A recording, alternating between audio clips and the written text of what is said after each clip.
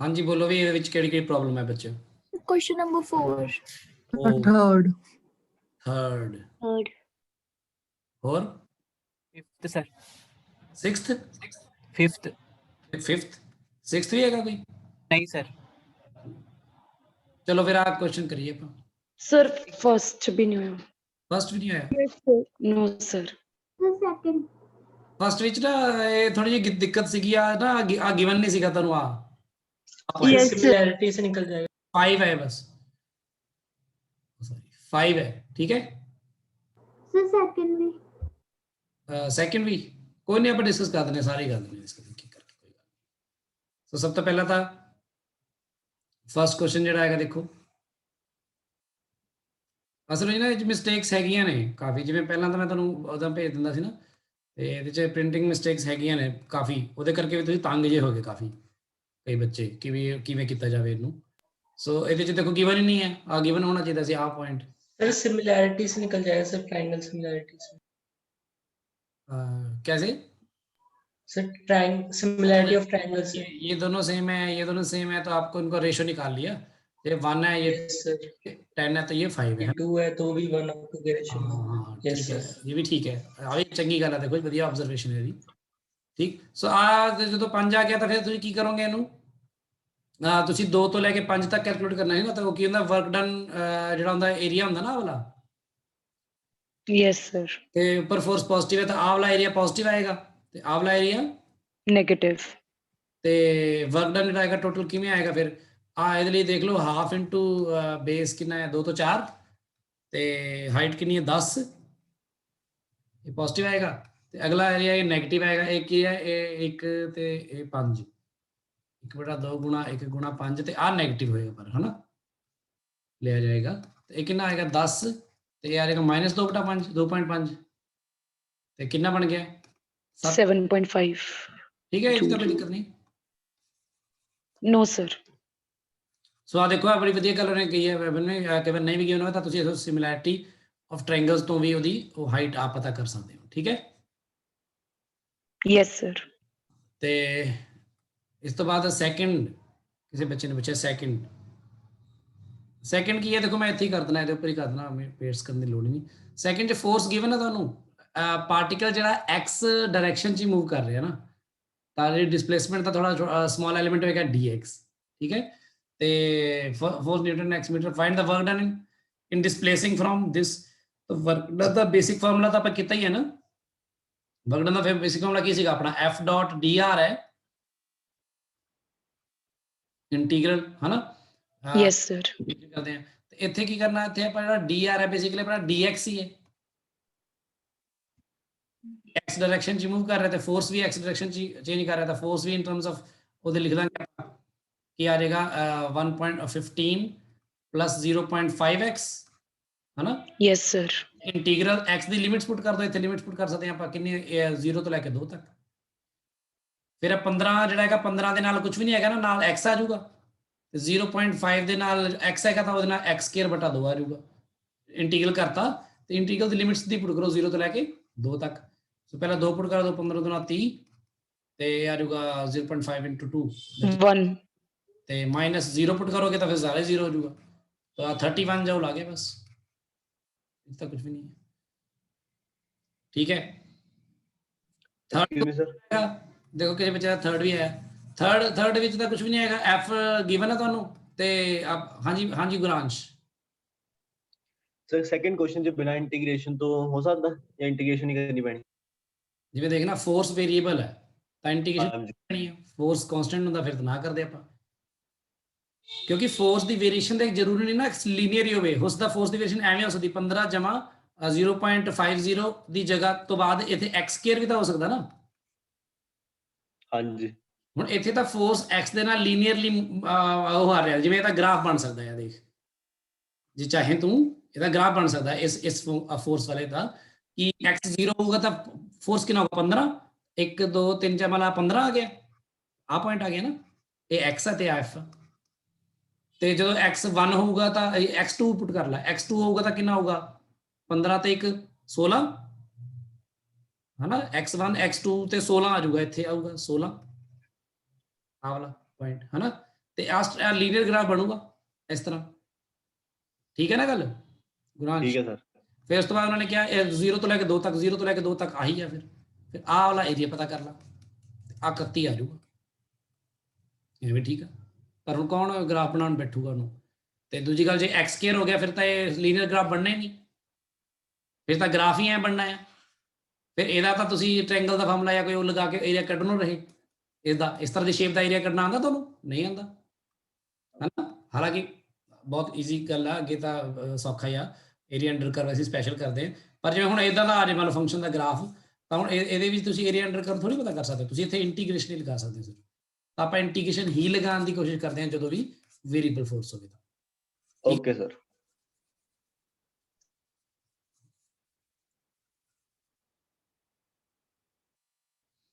ਹੁਣ ਜਿਵੇਂ ਦੇਖੋ ਕਈ ਚੀਜ਼ਾਂ ਹੁੰਦੀਆਂ ਨੇ, ਤੁਸੀਂ ਕੁਝ ਗੱਲਾਂ ਨਾਲ ਨਾਲ, ਜਿਵੇਂ ਜ਼ਰੂਰੀ ਨਹੀਂ ਆਪਾਂ ਪ੍ਰੋਬਲਮ ਵੀ ਸੋਲਵ ਕਰਨੀ ਆ, ਆਪਾਂ ਕਾਫੀ ਗੱਲਾਂ ਸਿੱਖਣੀਆਂ ਵੀ ਹੁੰਦੀਆਂ ਨੇ। ਜਿਵੇਂ ਵਰਕ ਡਨ ਆ, ਜੇ ਮੰਨ ਲਓ ਫੋਰਸ ਵੇਰੀ ਕਰ ਰਿਹਾ ਤਾਂ ਫੋਰਸ ਦੀ ਵੇਰੀਏਸ਼ਨ ਕਿਸੇ ਨਾਲ ਵੀ ਦਿੱਤੀ ਹੋ ਸਕਦੀ ਨਾ। ਫੋਰਸ ਹੋ ਸਕਦਾ ਵਿਦ ਟਾਈਮ ਬਦਲ ਰਿਹਾ ਹੋਵੇ, ਹੈ ਨਾ? ਵੀ 1 ਸੈਕਿੰਡ ਤੇ ਫੋਰਸ ਕੁਝ ਹੋਰ ਸੀਗਾ, 2 ਸੈਕਿੰਡ ਤੇ ਫੋਰਸ, ਤੇ ਹੋ ਸਕਦਾ ਵਿਦ ਡਿਸਟੈਂਸ ਬਦਲ ਰਿਹਾ ਹੋਵੇ, ਕੁਝ ਵੀ ਹੋ ਸਕਦਾ ਨਾ। ਤਾਂ ਫੋਰਸ ਦਾ ਜਿਹੜਾ ਕਹਿੰਦੇ ਉਹਨਾਂ ਫੋਰਸ ਦਾ ਜਿਹੜਾ ਫਾਰਮੂਲਾ ਆ, ਤੁਹਾਨੂੰ ਹੋ ਸਕਦਾ force in terms of x given ਹੋਵੇ, ਹੋ ਸਕਦਾ force in terms of time given ਹੋਵੇ, ਕੁਝ ਵੀ ਹੋ ਸਕਦਾ। ਉਸ ਅਕੋਰਡਿੰਗ ਸਾਨੂੰ ਕੰਮ ਕਰਨਾ ਪੈਂਦਾ ਇੰਟੀਗ੍ਰੇਸ਼ਨ ਦੇ ਵਿੱਚ। ਕਿ ਜੇ ਮੰਨ ਲਓ ਵਰਕ ਡਨ ਦਾ ਫਾਰਮੂਲਾ ਤਾਂ ਆਪਣਾ ਐਫ ਡੀ ਐਕਸ ਹੀ ਹੈ ਨਾ, ਐਫ ਡੀ ਐਕਸ ਹੀ ਹੈ। ਤੇ ਜੇ ਮੈਨੂੰ ਇਹਦੇ ਫੋਰਸ ਦੀ ਵੇਰੀਏਸ਼ਨ ਗਿਵਨ ਹੋਵੇ, ਟਾਈਮ ਵੈਲੋਸਿਟੀ ਗਿਵਨ ਹੋਵੇ, ਮੰਨ ਲਓ by d t into d t ਕਰ ਦਵਾਂ ਮੈਂ, ਤੇ function in terms of time put ਕਰ ਲਵਾਂ ਇੱਥੇ, dx by dt velocity put ਕਰ ਦਵਾਂ ਗਿਵਨ ਹੋਵੇ, ਤਾਂ ਨਾਲ dt ਦੇ ਵਿਦ ਰਿਸਪੈਕਟ ਤੇ ਟਾਈਮ ਦੀ ਲਿਮਿਟ ਪੁੱਟ ਕਰੂੰਗਾ 2 ਸੈਕਿੰਡ ਤੋਂ ਲੈ ਕੇ 4 ਸੈਕਿੰਡ ਜਾਂ 5 ਸੈਕਿੰਡ ਤੱਕ। ਇਦਾਂ ਦੀ ਗੱਲ ਵੀ ਹੋ ਸਕਦੀ ਹੈ। ਤੇ ਇੱਥੇ x ਸੀਗਾ ਤਾਂ ਆਪਾਂ x ਵਿੱਚ ਹੀ ਕਰ ਲਿਆ, ਫਿਰ ਗੱਲ ਖਤਮ ਹੋ ਗਈ ਸਾਰੀ, ਕੁਝ ਇਦਾਂ ਤੇ ਕਰਨੀ ਨਹੀਂ ਪਈ ਆਪਣੇ ਨਾਲ। ਸੋ ਕਾਫੀ ਚੀਜ਼ਾਂ ਨੇ ਜਿਨ੍ਹਾਂ ਦਾ ਤੁਹਾਨੂੰ ਖਿਆਲ ਰੱਖਣਾ ਪੈਂਦਾ ਹੈ। ਜਿਵੇਂ ਐਕਸਲਰੇਸ਼ਨ ਵੀ ਆ, ਤਾਂ ਤੁਹਾਨੂੰ ਪਤਾ ਐਕਸਲਰੇਸ਼ਨ ਦਾ ਵੀ ਜਦੋਂ ਆਪਾਂ ਕੰਮ ਕਰਦੇ ਹਾਂ, ਬਹੁਤ ਧਿਆਨ ਨਾਲ ਸਮਝੋ ਮੇਰੀ ਗੱਲ ਨੂੰ। ਐਕਸਲਰੇਸ਼ਨ ਹੁਣ ਤੁਹਾਨੂੰ ਪਤਾ ਐਕਸਲਰੇਸ਼ਨ ਮੰਨ ਲਓ ਕਾਂਸਟੈਂਟ ਹੋਵੇ, ਜਦੋਂ ਐਕਸਲਰੇਸ਼ਨ ਕਾਂਸਟੈਂਟ ਹੁੰਦੀ ਹੈ ਤਾਂ ਤੁਹਾਨੂੰ ਕੈਲਕੂਲਸ ਦੀ ਲੋੜ ਪੈਂਦੀ ਹੈ? ਕੋਈ ਲੋੜ ਹੀ ਨਹੀਂ ਪੈਂਦੀ, ਤੁਸੀਂ ਸਿੱਧਾ ਯੂਜ਼ ਕਰ ਸਕਦੇ ਹੋ ਆਹ ਵਾਲਾ ਐਕਸਪ੍ਰੈਸ਼ਨ। Yes, sir. ਆ ਵੀ ਯੂਜ਼ ਕਰ ਸਕਦੇ ਹੋ ਤੇ ਆ ਵੀ ਯੂਜ਼ ਕਰ ਸਕਦੇ ਹੋ। ਇਹ ਯੂਜ਼ ਕਰਦੇ ਹੋ ਤੁਹਾਨੂੰ ਕੁਝ ਸੋਚਣਾ ਨਹੀਂ ਪੈਂਦਾ, ਤੁਸੀਂ ਆਰਾਮ ਨਾਲ ਐਕਸਲਰੇਸ਼ਨ ਅਗਰ ਕਾਂਸਟੈਂਟ ਹੋਵੇ ਇਵਨ ਆ ਵੀ ਯੂਜ਼ ਕਰ ਸਕਦੇ ਹੋ, ਇਹ ਸਾਰੇ ਕੰਮ ਕਰ ਸਕਦੇ ਹੋ। ਪਰ ਅਗਰ ਐਕਸਲਰੇਸ਼ਨ ਵੇਰੀਏਬਲ ਹੋਵੇ, ਅਗਰ ਐਕਸਲਰੇਸ਼ਨ ਵੇਰੀਏਬਲ ਹੋਵੇ ਤਾਂ ਐਕਸਲਰੇਸ਼ਨ ਦੀ ਵੇਰੀਏਸ਼ਨ ਤੁਹਾਨੂੰ ਕਈ ਤਰ੍ਹਾਂ ਗਿਵਨ ਹੋ ਸਕਦੀ ਹੈ। ਹੋ ਸਕਦਾ ਉਹ ਕਹਿ ਦੇਣ ਕਿ acceleration is equal to 2x square plus 1, ਹੈ ਨਾ? ਤਾਂ ਮਤਲਬ Yes, sir. ਮੀਟਰ ਤੇ ਜਾ ਕੇ ਐਕਸਲਰੇਸ਼ਨ ਹੈਗੀ ਆ 3, ਤੇ 2 ਮੀਟਰ ਤੇ ਜਾ ਕੇ ਹੈਗੀ ਆ 9. ਤੇ 3 ਮੀਟਰ ਤੇ 3 3 9 18 19, ਹੈ ਨਾ? ਮੀਟਰਾਂ ਦੇ ਹਿਸਾਬ ਨਾਲ ਦੱਸੀ ਹੋਈ ਹੈ। ਤੇ ਹੋ ਸਕਦਾ ਕਿ ਐਕਸਲਰੇਸ਼ਨ ਉਹਨਾਂ ਨੇ ਟਾਈਮ ਦੇ ਹਿਸਾਬ ਨਾਲ ਬਦਲਾਤੀ ਹੋਵੇ, a is equal to t square plus 1, ਆ ਵੀ ਤਾਂ ਹੋ ਸਕਦਾ ਨਾ ਕਿ ਟਾਈਮ ਦੇ ਨਾਲ ਨਾਲ ਬਦਲ ਰਹੀ ਹੈ। ਸੋ ਤੁਹਾਨੂੰ ਇਹ ਬਹੁਤ ਜ਼ਰੂਰੀ ਗੱਲ ਹੁੰਦੀ ਹੈ ਸਮਝਣੀ ਹੈ। ਯੋਗੇਸ਼ ਸੁਣ ਰਿਹਾ? ਹਾਂਜੀ ਹਾਂਜੀ ਸਰ। ਸੋ ਦੇਖ, ਐਕਸਲਰੇਸ਼ਨ ਜਿਹੜੀ ਹੈ ਬਦਲ ਤਾਂ ਉਹ ਟਾਈਮ ਦੇ ਨਾਲ ਵੀ ਸਕਦੀ, ਡਿਸਟੈਂਸ ਨਾਲ ਵੀ ਸਕਦੀ ਹੈ ਨਾ, ਹੈ ਨਾ? ਕਿ 1 ਘੰਟੇ ਬਾਅਦ ਇੰਨੀ ਹੈ, 2 ਘੰਟੇ ਬਾਅਦ ਇੰਨੀ ਹੈ, 3 ਘੰਟੇ ਬਾਅਦ ਇੰਨੀ, ਜਾਂ ਫਿਰ ਕੋਈ ਵਾਰ ਨਹੀਂ ਇੱਥੋਂ 50 ਮੀਟਰ ਦੂਰ ਜਾ ਕੇ ਇੰਨੀ ਹੋ ਜਾਂਦੀ ਹੈ, 60 ਮੀਟਰ ਦੂਰ ਜਾ ਕੇ ਇੰਨੀ ਹੁੰਦੀ ਹੈ। ਤਾਂ ਆਹ ਵੇਰੀਏਸ਼ਨ ਐਕਸਲਰੇਸ਼ਨ ਦੀ ਐਵੇਂ ਹੋ ਸਕਦੀ ਹੈ, ਐਵੇਂ ਹੋ ਸਕਦੀ ਹੈ। ਸੋ ਜਦੋਂ ਇਸ ਤਰ੍ਹਾਂ ਹੋਵੇ ਤਾਂ ਤੁਸੀਂ ਉਹਦੇ ਬਾਕੀ ਵੇਰੀਏਬਲਸ ਨਾਲ ਦਾ ਰਿਲੇਸ਼ਨ ਕਿਵੇਂ ਫਾਈਂਡ ਕਰੋਗੇ? ਤੁਸੀਂ ਜੇ ਕਰੋਗੇ ਐਕਸਲਰੇਸ਼ਨ ਨੂੰ ਡੀਵੀ, ਦੇਖੋ ਬਹੁਤ ਧਿਆਨ ਨਾਲ ਸਮਝੋ, ਮੈਂ ਦੱਸ ਰਿਹਾ ਕੈਲਕੂਲਸ ਦਾ ਯੂਜ਼ ਕਰਦੇ ਹੋਏ ਕੀ ਸਾਵਧਾਨੀ ਰੱਖਣੀ ਹੈ। ਐਕਸਲਰੇਸ਼ਨ ਨੂੰ ਤੁਸੀਂ ਫਾਰਮੂਲੇ ਨਾਲ ਡੀਵੀ ਬਾਈ ਡੀਟੀ ਹੀ ਲਿਖਦੇ ਹੋ ਨਾ? Yes, sir. ਹੁਣ ਜੇ ਤੁਸੀਂ dt ਨੂੰ ਇੱਧਰ ਲੈ ਜਾਓਗੇ ਕੰਮ ਖਰਾਬ ਹੋ ਜਾਣਾ, ਕਿਉਂਕਿ ਵਿਦ ਰਿਸਪੈਕਟ ਟੂ ਟਾਈਮ ਤੁਸੀਂ ਇਸ ਦਾ ਥੋੜੀ ਕਰ ਸਕਦੇ ਹੋ ਇੰਟੀਗਰਲ ਆ ਤਾਂ। Yes, sir. ਤਾਂ ਤੁਸੀਂ ਇਸ ਤਰ੍ਹਾਂ ਇਸ ਜਗ੍ਹਾ ਤੇ ਕੀ ਕਰੋਗੇ, ਤੁਸੀਂ ਜਿਹੜਾ ਇਹ ਤੁਹਾਡਾ dv ਹੈ ਤੇ ਬਟ dt ਹੈ, ਇਹਨੂੰ ਇਹ ਰਹਿਣ ਦੋਗੇ ਤੇ ਇਹਦੇ ਨਾਲ ਤੁਸੀਂ dx ਨੂੰ ਗੁਣਾ ਕਰੋਗੇ ਤੇ dx ਨੂੰ ਬਟਾ ਕਰੋਗੇ, ਡਿਸਟੈਂਸ ਨੂੰ ਲੈ ਕੇ ਆਉਂਗੇ ਵਿੱਚ। ਤਾਂ ਆ ਜਿਹੜਾ dx by dt ਤੁਹਾਡਾ ਹੈ ਕੀ ਬਣ ਜਾਏਗਾ? Velocity. ਵੈਲੋਸਿਟੀ v ਤੇ ਨਾਲ ਆਏਗਾ dv। ਆ ਜਿਹੜਾ ਨਿਚਲਾ dx ਹੈ ਹੁਣ ਉੱਪਰ ਚਲ ਇਹ ਉੱਪਰ ਲੈ ਜਾਊਂਗਾ 2x ਸਕੁਅਰ ਪਲੱਸ 1, ਹੁਣ dx ਆ ਗਿਆ ਨਾ। ਹੁਣ x ਫਾਰਮ ਇਹਦਾ ਹੋ ਸਕਦਾ ਨਾ ਇੰਟੀਗਰਲ, x ਦੇ ਵਿਦ ਰਿਸਪੈਕਟ ਟੂ, ਇਹਦਾ v ਦੇ ਵਿਦ ਰਿਸਪੈਕਟ ਹੋ ਸਕਦਾ ਹੈ ਨਾ? ਆ v ਜਿਹੜਾ ਹੈ ਇਹ dv ਦੱਸ ਰਿਹਾ ਕਿ ਵੈਲੋਸਿਟੀ ਦੇ ਵਿਦ ਰਿਸਪੈਕਟ ਟੂ ਇੰਟੀਗਰਲ ਹੋਣਾ ਹੈ, ਇੱਥੇ x ਦੇ ਵਿਦ ਰਿਸਪੈਕਟ ਟੂ ਹੋਣਾ ਹੈ। ਇਹਦੇ ਨਾਲ x ਵਾਲੀ ਟਰਮਸ ਹੈਗੀਆਂ ਸਾਰੀ, ਇਹਦੇ ਨਾਲ v ਵਾਲੀ ਟਰਮਸ ਹੈਗੀਆਂ, ਇਕੱਠੀਆਂ ਕਰ ਲਈਆਂ ਆਪਾਂ, ਇਹਨਾਂ ਨੂੰ ਇੰਟੀਗਰਲ ਕਰ ਦਾਂਗੇ। ਫਿਰ ਤੇ ਇੱਥੇ ਆ ਜਾਊਗਾ v ਸਕੁਅਰ ਬਟਾ 2, ਤੇ ਜੋ ਵੀ ਆਏਗਾ v ਤੇ x ਦਾ ਰਿਲੇਸ਼ਨ ਆ ਜਾਏਗਾ ਕਿ ਨਹੀਂ ਆ ਜਾਏਗਾ? Yes, sir. Yes, sir. ਸਾਨੂੰ ਡੀਲ ਕਰਨਾ ਪੈਂਦਾ ਹੈ ਕਈ ਵਾਰੀ। ਪਰ ਅਗਰ ਐਕਸਲੇਸ਼ਨ ਟਾਈਮ ਦੀ ਫਾਰਮ ਚ ਗਿਵਨ ਹੋਵੇ ਤਾਂ ਕੀ ਇੰਨਾ ਵੱਡਾ ਪੰਗਾ ਕਰਨਾ ਪਏਗਾ ਮੈਨੂੰ? No, sir. ਸਿੱਧਾ ਹੀ dt ਨੂੰ उधर ले जाएंगे। ਤੇ ਉਧਰ ਜਾ ਕੇ ਆਪਾਂ ਇੰਟੀਗਰਲ ਕਰ ਦਾਂਗੇ, velocity ਦਾ ਟਾਈਮ ਰਿਲੇਸ਼ਨ ਆ ਜਾਏਗਾ। ਹਾਂਜੀ ਯੋਗੇਸ਼। ਮਤਲਬ ਜਿਹੜਾ ਤੁਸੀਂ ਆ ਕਰਵ ਜਿਹਾ ਲਗਾਉਂਦੇ ਹੋ ਤੇ ਨਾਲ ਜਿਹੜਾ dx ਲਿਖਦੇ ਹੋ ਉਹ ਦੋਨਾਂ ਨੂੰ ਮਿਲਾ ਕੇ ਇੰਟੀਗਰਲ ਦਾ ਸਾਈਨ ਬਣਦਾ ਹੈ। ਹਾਂ ਦੇਖ ਮੇਰੀ ਗੱਲ ਸੁਣ ਧਿਆਨ ਨਾਲ, ਜਿਹੜਾ ਆਹ d/dx ਲਿਖ ਰਿਹਾ ਮੰਨ ਲਾ ਮੈਂ, ਠੀਕ ਹੈ, ਇਹ ਡੈਰੀਵੇਟਿਵ ਦਾ ਸਾਈਨ ਹੈ। ਇੱਥੇ x ਦੀ ਟਰਮਸ ਵਿੱਚ ਕੁਝ ਵੀ ਆ ਸਕਦਾ, ਜਿਵੇਂ x ਸਕੁਅਰ ਆ ਗਿਆ ਮੰਨ ਲਾ, ਹਨਾ, ਠੀਕ ਹੈ। ਹਾਂਜੀ ਆਂਸਰ ਕੀ ਆਏਗਾ? 2 ਟਾਈਮਸ x ਆ ਜਾਏਗਾ ਬਸ। ਇਹ d/dx ਕੀ ਹੈ? ਇੱਕ ਸਾਈਨ ਹੈ ਡੈਰੀਵੇਟਿਵ ਦਾ, ਵੀ ਡੈਰੀਵੇਟਿਵ ਕੀਤਾ ਜਾ ਰਿਹਾ ਵਾ, ਕਰਨ ਤੋਂ ਬਾਅਦ 2x ਆ ਗਿਆ ਵਾ। ਤੇ ਜੇ ਮੈਂ ਇਸੇ x ਸਕੁਅਰ ਦਾ ਇੰਟੀਗਰਲ ਕਰਨਾ ਤਾਂ ਇੰਟੀਗਰਲ ਦਾ ਸਾਈਨ ਤੇ ਨਾਲ dx ਇਹ ਮਿਲਾ ਕੇ ਸਾਈਨ ਬਣਦਾ ਹੈ, ਤੇ ਵਿੱਚ ਲਿਖੀ ਜਾਂਦੀ ਉਹ ਚੀਜ਼ ਜਿਹਦਾ ਇੰਟੀਗਰਲ ਕਰਨ ਜਾ ਰਿਹਾ ਤੂੰ। ਮੰਨ ਲਾ x ਸਕੁਅਰ ਦਾ ਕਰਨ ਜਾ ਰਿਹਾ ਤਾਂ ਉਹਦਾ ਆਂਸਰ ਆਂਦਾ ਹੈ x³/3। ਠੀਕ ਹੈ ਸਰ। ਤੇ ਜੇ ਇਹਦੀ ਲਿਮਿਟਸ ਲਿਖੀਆਂ ਹੋਣ a ਤੋਂ ਲੈ ਕੇ b ਤੱਕ x ਦੀਆਂ ਲਿਖੀਆਂ ਹੋਣ ਤਾਂ ਉਹ ਲਿਮਿਟਸ ਫਿਰ ਆਪਾਂ a ਤੋਂ ਲੈ ਕੇ b ਤੱਕ ਇੱਥੇ ਪਾ ਦਿੰਨੇ ਆ ਨਾਲ, ਤੇ ਫਿਰ ਉਹ ਪਹਿਲਾਂ b ਪੁੱਟ ਕਰਦੇ ਆ ਤਾਂ b³/3 ਆ ਜਾਂਦਾ, ਫਿਰ a ਪੁੱਟ ਕਰਦੇ a³/3 ਜਾਂ 1/3 ਬਾਹਰ ਰੱਖ ਕੇ ਵੀ ਤੁਸੀਂ ਕਰ ਸਕਦੇ ਸੀ ਇਹ ਗੱਲ। ਹੁਣ ਸਮਝ ਲੱਗੀ ਗੱਲ? ਹਾਂਜੀ ਹਾਂਜੀ ਲੱਗ ਗਈ ਸਰ। ਇਹਨੂੰ ਧਿਆਨ ਰੱਖੀ, ਇਹਨੂੰ ਹੁਣੀ ਲਿਖ ਲਾ ਆਪਣੀ ਕਾਪੀ ਤੇ, ਇਹ ਗੱਲ ਦਾ ਅੱਗੇ ਤੋਂ ਖਿਆਲ ਰੱਖੀ ਆਪਾਂ ਨੂੰ, ਵੈਸੇ ਆਪਾਂ ਕਰਾਂਗੇ ਕੈਲਕੂਲਸ ਵਾਲੀ ਕਲਾਸ 'ਚ, ਠੀਕ ਹੈ ਜੀ। ਇਹ ਗੱਲ ਸਮਝ ਲੱਗੀ ਸਾਰਿਆਂ ਨੂੰ ਕੀ ਕਰ ਰਿਹਾ ਮੈਂ? ਸੋ ਦੇਖੋ ਇਸ ਤਰ੍ਹਾਂ ਸਮਝਿਆ ਕਰੋ ਚੀਜ਼ਾਂ ਨੂੰ ਕਿ ਕਿਸੇ ਦੀ ਵੇਰੀਏਸ਼ਨ ਕਿਸੇ ਨਾਲ ਗਿਵਨ ਹੈ ਤਾਂ ਉਹਨੂੰ ਕੈਲਕੂਲਸ ਨੂੰ ਯੂਜ਼ ਕਰਕੇ ਕਿਵੇਂ ਯੂਜ਼ ਕੀਤਾ ਜਾਵੇ। ਸੋ ਜੇ ਫੋਰਸ ਵੀ ਤੁਹਾਨੂੰ ਗਿਵਨ ਹੈ, ਜੇ ਵਰਕ ਡਨ ਵੀ ਤੁਹਾਨੂੰ ਗਿਵਨ ਹੈ, ਤਾਂ ਇੰਟੀਗਰਲ ਦੇ ਵੇਲੇ ਵੀ ਇਹਨਾਂ ਗੱਲਾਂ ਦਾ ਯੂਜ਼ ਕੀਤਾ ਜਾ ਸਕਦਾ ਹੈ। ਚਲੋ ਆਪਾਂ ਬਾਅਦ ਦੀ ਗੱਲ ਕਰਦੇ ਹਾਂ। ਸੋ ਦੂਸਰਾ ਸਵਾਲ ਹੋ ਗਿਆ ਜੀ। Yes, sir. ਤੀਸਰਾ ਸਿੰਪਲ ਹੈ, ਫੋਰਸ ਗਿਵਨ ਹੈ ਤੁਹਾਨੂੰ, ਫੋਰਸ ਗਿਵਨ ਤੇ ਫੋਰਸ ਤੁਹਾਨੂੰ ਹੁਣ ਪਲੇਨ ਚ ਗਿਵਨ ਹੈ। ਦੇਖੋ ਫੋਰਸ ਤੁਹਾਨੂੰ ਪਲੇਨ ਚ ਕਿਵੇਂ ਗਿਵਨ ਪਤਾ ਲੱਗਦਾ ਹੈ? x² ਟਾਈਮਸ i ਕੈਪ ਹੈ ਪਲੱਸ 4 ਟਾਈਮਸ j ਕੈਪ ਹੈ। ਸੋ ਆ ਆਪਣਾ ਫੋਰਸ ਹੈ ਜਿਹੜਾ ਵੇਰੀ ਕਰ ਰਿਹਾ ਪੂਰੇ ਪਲੇਨ ਦੇ ਵਿੱਚ i ਕੈਪ ਤੇ j ਕੈਪ ਦੀ ਫਾਰਮ ਚ। ਜਿਵੇਂ ਫੋਰਸ ਕਦੀ ਇੱਧਰ ਨੂੰ ਹੈ, ਕਦੀ ਇੱਧਰ ਨੂੰ ਹੈ, ਕਦੀ ਇੱਧਰ ਨੂੰ ਹੈ, ਕਦੀ ਇੱਧਰ ਨੂੰ ਐ ਕਰਕੇ, ਤੇ x y ਤੇ ਡਿਪੈਂਡ ਕਰ ਰਿਹਾ, ਤੁਹਾਨੂੰ ਦਿਖ ਰਿਹਾ ਵੇਰੀਏਬਲ ਹੈ। ਤੇ work done on this force moving particle from 0 to 3 4। ਦੇਖੋ ਧਿਆਨ ਰੱਖਿਆ ਕਰੋ ਇਹਨਾਂ ਗੱਲਾਂ ਦਾ। ਕੱਲ ਕਈ ਬੱਚੇ ਲਿਮਿਟ ਗਲਤ ਪੁੱਟ ਕਰ ਰਹੇ ਸੀ। 0 to ਕਿੱਥੇ ਹੋਏਗਾ? 0 to ਇੱਥੇ ਨਾ, 0 to ਇੱਥੇ ਹੋਏਗਾ, ਆ ਆਏਗਾ 0 to, ਤੇ 3 4 ਕਿੱਥੇ ਹੋਏਗਾ? 1 2 3 1 2 3 4 ਆ ਆਏਗਾ ਨਾ 3 4। ਸੋ ਜੇ x ਦੀ ਲਿਮਿਟ ਦੇਖਣੀ ਹੈ ਤੁਸੀਂ, ਤੇ x ਦੀ ਲਿਮਿਟ ਇਸ ਪੁਆਇੰਟ ਤੋਂ ਇਸ ਪੁਆਇੰਟ ਤੇ ਆਂਦੇ ਹੋਏ 0 2 ਤੋਂ, ਜੇ ਆ 0 ਵਾਲਾ ਆਇਆ ਪੁਆਇੰਟ 0 ਤੋਂ ਲੈ ਕੇ 3 ਤੱਕ ਹੈ ਨਾ x ਦੀ ਲਿਮਿਟ, ਆ ਵਾਲੀ, ਹਨਾ। ਤੇ y ਦੀ ਲਿਮਿਟ ਜਿਹੜੀ ਹੈ, y ਦੀ ਲਿਮਿਟ ਕੀ ਪੁੱਟ ਕਰੋਗੇ? 2 ਤੋਂ ਲੈ ਕੇ 4 ਤੱਕ ਹੈ, ਵੀ ਸ਼ੁਰੂ ਤੋਂ 2 ਤੋਂ ਹੁੰਦੀ ਹੈ ਤੇ ਬਾਅਦ ਚ 4 ਤੱਕ ਜਾਂਦੀ ਹੈ। ਸੋ ਆ ਇਸ ਤਰ੍ਹਾਂ ਆਪਾਂ ਮਤਲਬ ਲਿਮਿਟਸ ਦੇਖਣੀਆਂ ਹੁੰਦੀਆਂ ਨੇ, 2 ਤੋਂ 4 ਤੇ ਉਹ 0 ਤੋਂ 3। 0 ਤੋਂ 2 ਨਹੀਂ ਲਿਖਦੇ ਹੋ, ਉਹ x ਆ y ਹੈ। x ਵਾਲੀ ਲਿਮਿਟ ਪੁੱਟ ਕਰਨੀ ਹੈ ਆਪਾਂ, x1 x2 ਤੋਂ ਲੈ ਕੇ x1 y1 ਤੋਂ ਲੈ ਕੇ x2 y2 ਤੱਕ। ਸੋ ਇੱਥੇ ਕੀ ਕੀਤਾ? ਇੱਥੇ ਡਿਸਪਲੇਸਮੈਂਟ ਜਿਹੜੀ ਗਿਵਨ ਹੈ ਤੁਹਾਨੂੰ 0 2 ਤੋਂ 3 4 ਹੈ। ਸੋ ਤੁਸੀਂ ਕੀ ਕਰੋਗੇ? ਇਹਦਾ ਪਹਿਲੀ ਗੱਲ ਤਾਂ ਡਿਸਪਲੇਸਮੈਂਟ ਵੈਕਟਰ ਲਓਗੇ, ਸਮਾਲ ਡਿਸਪਲੇਸਮੈਂਟ ਕੀ ਆਏਗਾ? ਉਹ dx i cap plus dy j cap. ਆ ਵੀ ਕਿੱਥੋਂ ਆਉਂਦਾ ਵਾ? ਮੈਂ ਤੁਹਾਨੂੰ ਇੱਕ ਵਾਰ ਥੋੜਾ ਰਿਮਾਈਂਡ ਕਰਾ ਦਿੰਦਾ ਵਾਂ। ਦੇਖੋ ਮੇਰੀ ਗੱਲ ਸੁਣੋ ਧਿਆਨ ਨਾਲ। ਜਿਵੇਂ ਜੇ ਮੰਨ ਲਓ ਆਪਾਂ ਇਸ ਤਰ੍ਹਾਂ ਕਰੀਏ ਕਿ ਆ ਆਪਣਾ x ਐਕਸਿਸ ਹੈ ਤੇ y ਐਕਸਿਸ ਹੈ, ਸੌਰੀ ਮੈਂ ਉਲਟਾ ਬੋਲ ਗਿਆ, ਉਹ ਵਾਲਾ y ਐਕਸਿਸ ਹੈ, ਇਹ ਐਕਸਿਸ। ਹੁਣ ਇਹਦੇ ਵਿੱਚ ਕੀ ਹੈ ਦੇਖੋ, ਜੇ ਮੰਨ ਲਓ ਕੋਈ ਛੋਟੀ ਜੀ ਡਿਸਪਲੇਸਮੈਂਟ ਤੁਸੀਂ ਦੇਖਣਾ ਚਾਹੁੰਦੇ ਹੋ ਕਿਸੇ ਪੁਆਇੰਟ ਤੋਂ ਕਿਸੇ ਪੁਆਇੰਟ ਤੱਕ, ਕੋਈ ਛੋਟੀ ਜੀ ਕਿਸੇ ਦਿਸ਼ਾ ਚ ਹੋ ਸਕਦੀ ਹੈ ਨਾ, ਇੱਥੋਂ ਮੰਨ ਲਓ ਆ ਛੋਟੀ ਜੀ ਡਿਸਪਲੇਸਮੈਂਟ ਹੋਗੀ dr, ਤਾਂ ਜਿਹੜੀ ਆ dr ਹੋਏਗੀ ਤੁਸੀਂ ਸੋਚ ਕੇ ਦੇਖੋ, dr ਦੇ ਵਿੱਚ ਇੱਥੇ ਤੋਂ ਲੈ ਕੇ ਇੱਥੇ ਤੱਕ ਆ ਹੋਏਗਾ x ਦਾ ਵੇਰੀਏਸ਼ਨ, ਹਨਾ, ਇਹ dx ਹੋਏਗਾ, ਤੇ ਉੱਪਰ ਨੂੰ ਫਿਰ ਹੋਏਗਾ dy, ਹਨਾ, ਚੇਂਜ ਇਨ x ਤੇ ਜਮਾ change in y, dx i cap dy, ਤਾਂ ਹੀ ਬਣੇਗਾ ਨਾ dr। ਇਹ ਤਾਂ ਛੋਟਾ ਜਿਹਾ ਰੈਂਡਮ dr ਕਿਸੇ ਵੀ ਡਾਇਰੈਕਸ਼ਨ ਚ ਹੋ ਸਕਦਾ। ਸੋ ਜੇ dr ਇੱਧਰ ਨੂੰ ਹੋਏਗਾ ਤਾਂ ਆਟੋਮੈਟਿਕਲੀ ਉਹ ਇੱਕ ਨੈਗੇਟਿਵ ਹੋ ਜਾਏਗਾ ਇੱਥੇ, ਆ ਵਾਲਾ, ਠੀਕ ਹੈ। ਸੋ ਇਸ ਲਈ ਆਪਾਂ ਇਹਨੂੰ ਇਸ ਤਰ੍ਹਾਂ ਲਿਖਦੇ ਹਾਂ। ਹੁਣ ਜਦੋਂ ਆਪਾਂ ਇਹ ਲਿਖਤਾ ਇਸ ਤਰ੍ਹਾਂ, ਤੇ ਉਸ ਤੋਂ ਬਾਅਦ ਆਪਣੇ ਕੋਲ ਬਚਦਾ ਕੀ ਹੈ? ਆਪਾਂ ਵਰਕ ਡਨ ਲਿਖਣਾ ਹੁੰਦਾ ਹੈ, ਠੀਕ ਹੈ।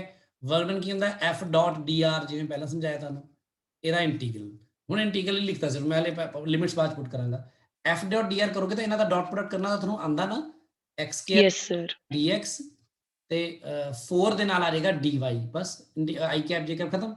ਹੁਣ ਜਦੋਂ ਇੰਟੀਗਰਲ ਕਰਾਂਗੇ ਨਾ ਆਪਾਂ ਸਾਰੇ ਦਾ, ਇੱਥੇ ਭਾਵੇਂ ਐਂ ਹੀ ਪਾ ਦਵਾਂ ਮੈਂ ਸਾਈਨ, ਪਰ ਜਦੋਂ ਇੰਟੀਗਰਲ ਨੂੰ ਡਿਸਟ੍ਰੀਬਿਊਟ ਕਰੂੰਗਾ ਕੱਲੇ ਕੱਲੇ ਤੇ, ਕੱਲੀ ਟਰਮ ਨੂੰ ਅਲੱਗ-ਅਲੱਗ ਕਰ ਸਕਦੇ ਨਾ ਆਪਾਂ, 4 into dy, ਤੇ 4 ਬਾਹਰ ਹੀ ਰੱਖ ਲਓ ਚਾਹੇ, ਕਨਸਟੈਂਟ ਹੀ ਆ ਤਾਂ, ਤੇ ਇਹਦੇ ਵਿੱਚ ਲਿਮਿਟਸ ਪੁੱਟ ਕਰੋਗੇ y ਦੀਆਂ, y ਦੀ ਕੀ ਪੁੱਟ ਕਰੋਗੇ 2 to 4, ਤੇ x ਦੀ 0 to 3.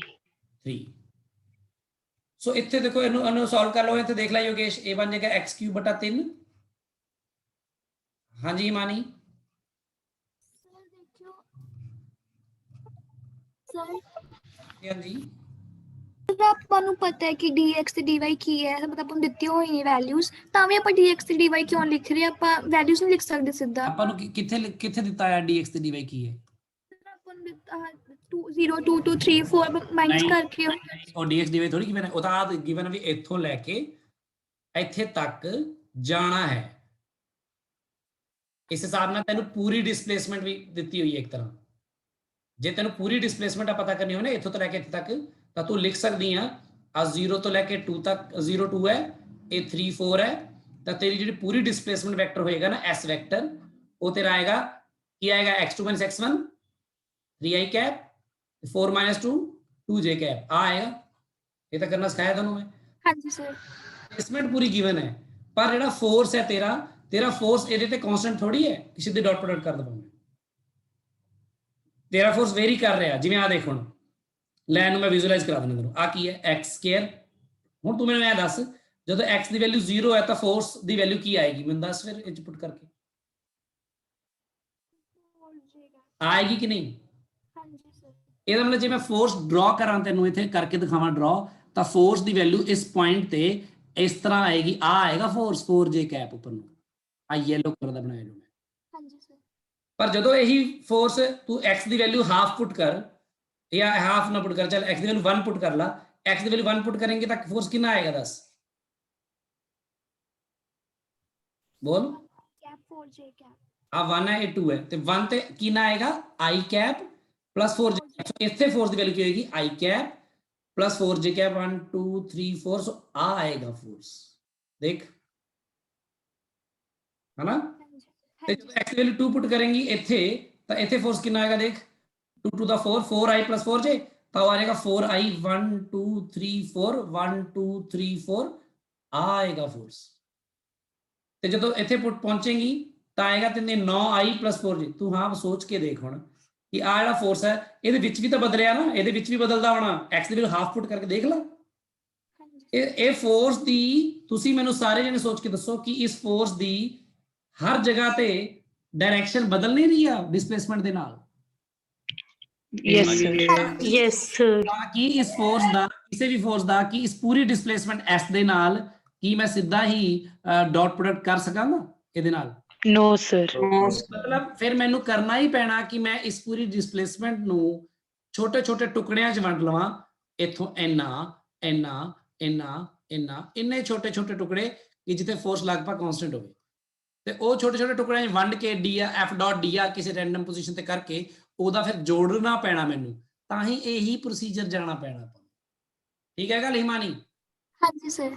ਹਾਂਜੀ। ਪਤਾ ਲੱਗ ਗਿਆ ਨਾ ਕਾਂਸਟੈਂਟ ਫੋਰਸ ਤੇ? ਤੂੰ ਦੇਖਿਆ ਕਰੋ ਇਦਾਂ ਇਮੇजिन ਕਰਕੇ, ਡਾਇਗਰਾਮ ਬਣਾ ਕੇ ਵੈਸੇ ਸੋਚਿਆ ਕਰੋ। ਲਓ ਜੀ, ਆ ਕਿੰਨਾ ਆਏਗਾ? 4 ਆਏਗਾ। 4 - 0 2 ਸੌਰੀ 8 ਤੇ 9 17 ਜੌਲ ਹੈ ਤੁਹਾਡੀ ਵੀ ਬੁੱਕ 'ਚ ਨਾ, ਇਹ 'ਚ ਆਨਸਰ 15 ਜੌਲ ਦਿੱਤਾ ਹੈ ਵਾ। ਤੁਸੀਂ ਇਹਨੂੰ ਠੀਕ ਕਰ ਲਿਓ। ਠੀਕ ਹੈ ਜੀ ਗੱਲ।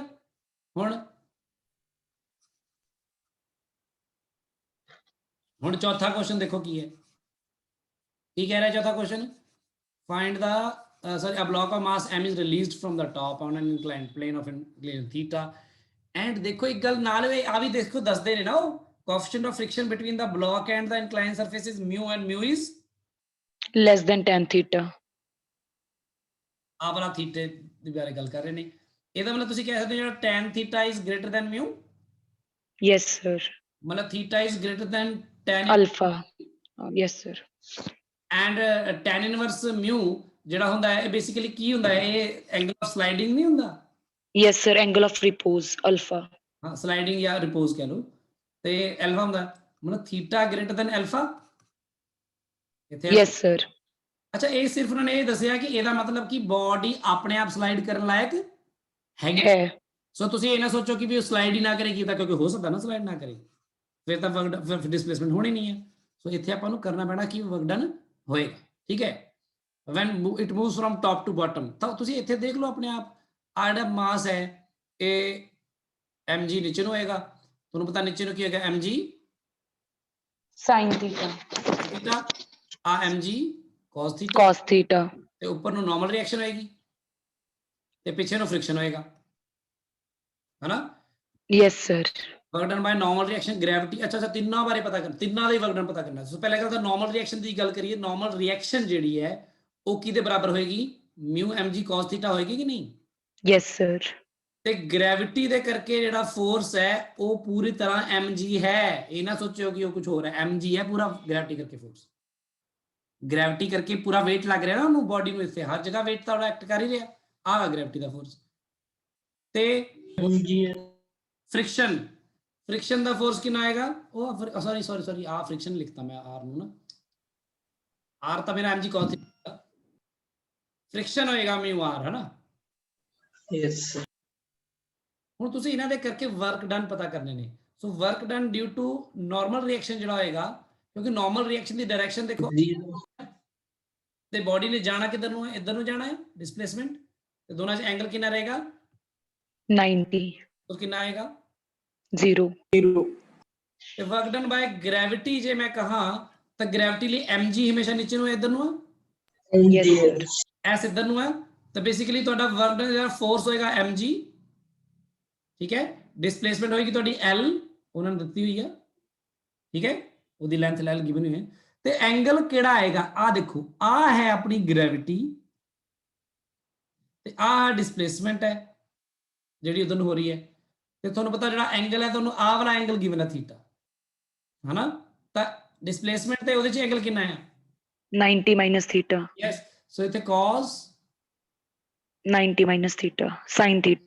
तो ये बन जाएगा mgl sin theta, work done by gravity, ठीक है। ਹੁਣ ਕਈ ਲੋਕ ਕੀ ਕਰਨਗੇ ਵੀ mg sin theta into l ਕਰ ਦੇਣਗੇ ਸਿੱਧਾ, ਉਹ ਵੀ ਠੀਕ ਹੈ, ਪਰ ਹੁਣ ਤੁਹਾਨੂੰ ਸਮਝ ਤਾਂ ਹੋਣੀ ਚਾਹੀਦੀ ਹੈ ਕਿ ਤੁਸੀਂ ਕੰਮ ਕਿਵੇਂ ਕਰ ਰਹੇ ਹੋ।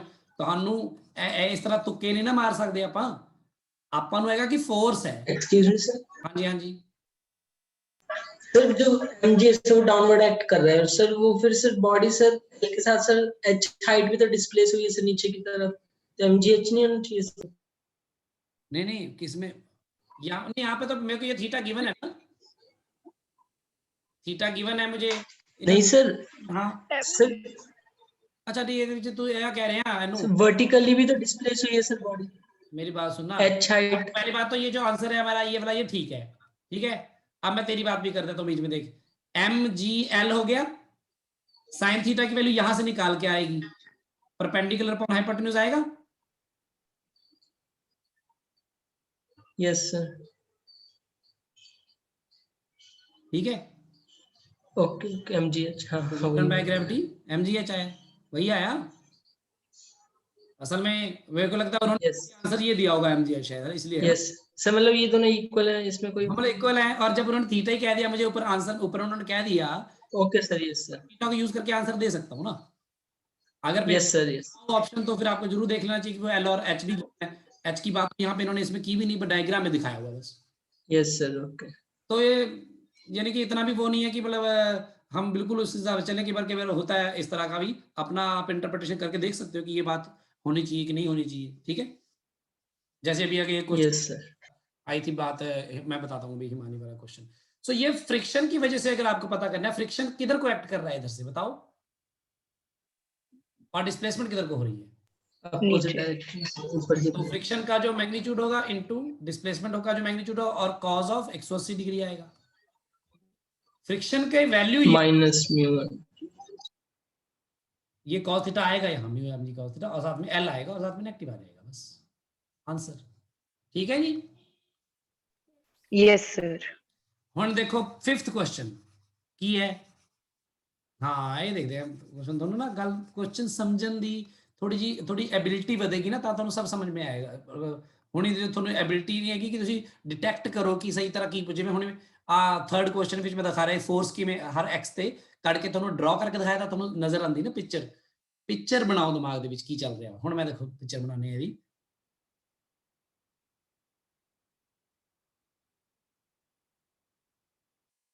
So a body is constrained to move in y direction, यानी कि constrained मतलब कि restricted है कि बॉडी वाई डायरेक्शन च मूव कर सकती है, ना लेफ्ट जा सकती है, ना राइट जा सकती, सीधी ऊपर ही जाएगी। क्लियर है? And Yes, sir. Subjected to force this, आ ਜਿਹੜਾ फोर्स है हिमानी, ये कांस्टेंट है कि वेरिएबल है? constant बिल्कुल कांस्टेंट फोर्स है, ये पूरी डिस्प्लेसमेंट के दौरान कांस्टेंट रहने वाला है। सो बहुत ज्यादा टेंशन लेने वाली गल नहीं है, फोर्स गिवन ही है ਆਪਾਂ ਨੂੰ। ਤੇ ਉਹਨਾਂ ਨੇ ਕਿਹਾ what is the work done by this force in moving the body through a distance of 10 meter in positive y direction. So अगर वो 10 meter in positive y direction जाएगा ਤਾਂ डिस्प्लेसमेंट वेक्टर ਨੂੰ ਕੀ ਲਿਖ ਸਕਦੇ ਹੋ ਤੁਸੀਂ? 10 J cap. ਇੱਥੇ ਕੋਈ ਡਿਸਪਲੇ ਉਹ ਥੋੜੀ ਉਹ ਤੁਸੀਂ ਉਹ ਇੰਟੀਗ੍ਰੇਸ਼ਨ ਥੋੜੀ NJ cap dot product ऐसे सीधे सीधा ही है। Yes, dot sir. product yes sir mg umg ना बना लीजिए, सीधा ही फोर्स गिवन है, ठीक है ना। ये आएगा -2 i cap plus 15 j cap plus 6 k cap, तो ਇਹਦਾ ਡਾਟ ਪ੍ਰੋਡਕਟ ਕਿਹਦੇ ਨਾਲ ਹੈ? 10 j कैप ਨਾਲ। ਤਾਂ ਫਿਰ ਤੁਹਾਨੂੰ ਪਤਾ ਹੈ ਡਾਟ ਪ੍ਰੋਡਕਟ ਕਰਨਾ ਹੁੰਦਾ ਨਾ, j ਵਾਲਾ j ਨਾਲ ਹੋਏਗਾ, i ਵਾਲੇ तो 0 ਨੇ दोनों, 15 10 150 joule. Joule answer. sir clear है गल?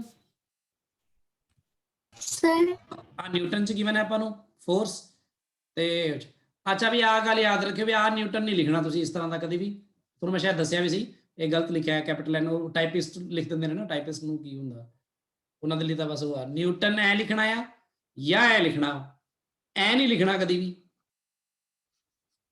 ਕਿਉਂ ਨਹੀਂ ਲਿਖਣਾ ਹੈ ਯੋਗੇਸ਼? ਫਿਰ ਇਹ ਸਾਇੰਟਿਸਟ ਦਾ ਨਾਮ ਆ। ਹਾਂ, ਜਦੋਂ ਆਪਾਂ ਅੰਗਰੇਜ਼ੀ ਦੇ ਵਿੱਚ ਕਿਸੇ ਦਾ ਨਾਮ ਲਿਖਦੇ ਆ ਤਾਂ ਉਸਦਾ ਪਹਿਲਾ ਅੱਖਰ ਵੱਡਾ ਲਿਖਦੇ ਆ, ਜਦੋਂ ਪਹਿਲਾ ਅੱਖਰ ਵੱਡਾ ਲਿਖਦਾ ਤਾਂ ਉਵੇਂ ਲੱਗ ਰਿਹਾ ਫੋਰਸ ਇਕੁਅਲ ਟੂ ਇਹਨੇ ਨਿਊਟਨ, ਉਹਦੀ ਯੂਨਿਟ ਨਹੀਂ ਲਿਖੀ ਬਲਕਿ ਉਸ ਸਾਇੰਟਿਸਟ ਦਾ ਨਾਮ ਲਿਖਿਆ। ਤੇ ਜਦੋਂ ਤੁਸੀਂ 10 ਨਿਊਟਨ ਲਿਖ ਦੋਗੇ ਨਾ ਇਸ ਤਰ੍ਹਾਂ 10 ਨਿਊਟਨ, ਉਹ ਕਹਣਾ ਲੈ ਬਈ 10 ਸਾਇੰਟਿਸਟ ਦੀ ਗੱਲ ਹੋ ਰਹੀ ਹੈ ਇੱਕੋ ਹੀ ਬੰਦੇ ਦੀ 10 ਵਾਰੀ, ਸੋ ਇਹ ਗੱਲ ਸੈਂਸ ਨਹੀਂ ਬਣੇਗੀ। ਸੋ ਆਈਦਰ ਯੂ ਕੈਨ ਰਾਈਟ ਦਿਸ ਇਹ ਨਹੀਂ ਹੋਏਗਾ, ਠੀਕ ਹੈ। ਸੋ ਨਿਊਟਨ ਗਿਵਨ ਸੀ, ਮੀਟਰ ਗਿਵਨ ਤਾਂ ਜੂਲ ਚ ਆਂਸਰ ਆ ਗਿਆ। ਹਾਂਜੀ, ਕੋਈ ਪੁੱਛ ਰਿਹਾ ਕੁਝ? ਹਾਂਜੀ ਸਰ ਆਪਾਂ ਨੂੰ ਕਿਹਾ ਹੋਇਆ ਹੈ ਕਿ ਬੋਡੀ ਸਿਰਫ ਵਾਈ ਡਾਇਰੈਕਸ਼ਨ ਦੇ ਵਿੱਚ ਮੂਵ ਕਰ ਸਕਦੀ ਹੈ, ਆਪਾਂ ਸਿੱਧਾ ਵੀ ਕਰ ਸਕਦੇ ਆ ਨਾ ਕਿ ਜਿਹੜਾ ਦੂਜਾ ਫੋਰਸ ਲੱਗ ਰਿਹਾ ਆਈ ਵਾਈ ਡਾਇਰੈਕਸ਼ਨ ਦੇ ਵਿੱਚ ਤੇ ਕੇ ਵਾਈ ਡਾਇਰੈਕਸ਼ਨ ਦੇ ਵਿੱਚ, ਉਹਦਾ ਕੋਈ ਮਤਲਬ ਹੀ ਨਹੀਂ ਹੈਗਾ, ਉਹ ਤਾਂ ਮੂਵ ਹੀ ਨਹੀਂ ਕਰ ਸਕਦੇ ਉਸ ਹਾਂ, ਇਧਰ ਤਾਂ ਮੂਵ ਹੀ ਨਹੀਂ ਕਰਾ ਸਕਦਾ, ਤਾਂ ਫੋਰਸ ਦਾ ਇੱਕੋ ਕੰਪੋਨੈਂਟ ਯੂਜ਼ ਹੋਇਆ ਬਸ, ਤੇ ਉਹੀ ਹੋਇਆ ਡਾਟ ਪ੍ਰੋਡਕਟ ਕਰਦਾ ਹੀ ਹੈ, ਡਾਟ ਪ੍ਰੋਡਕਟ ਆਪਣੇ ਆਪ ਉਹੀ ਕੰਮ ਕਰ ਦਿੰਦਾ ਵਾ, ਠੀਕ ਹੈ ਨਾ ਗੱਲ। ਹੁਣ ਹੈਗਾ 6th ਕੁਐਸਚਨ, ਦੇਖੋ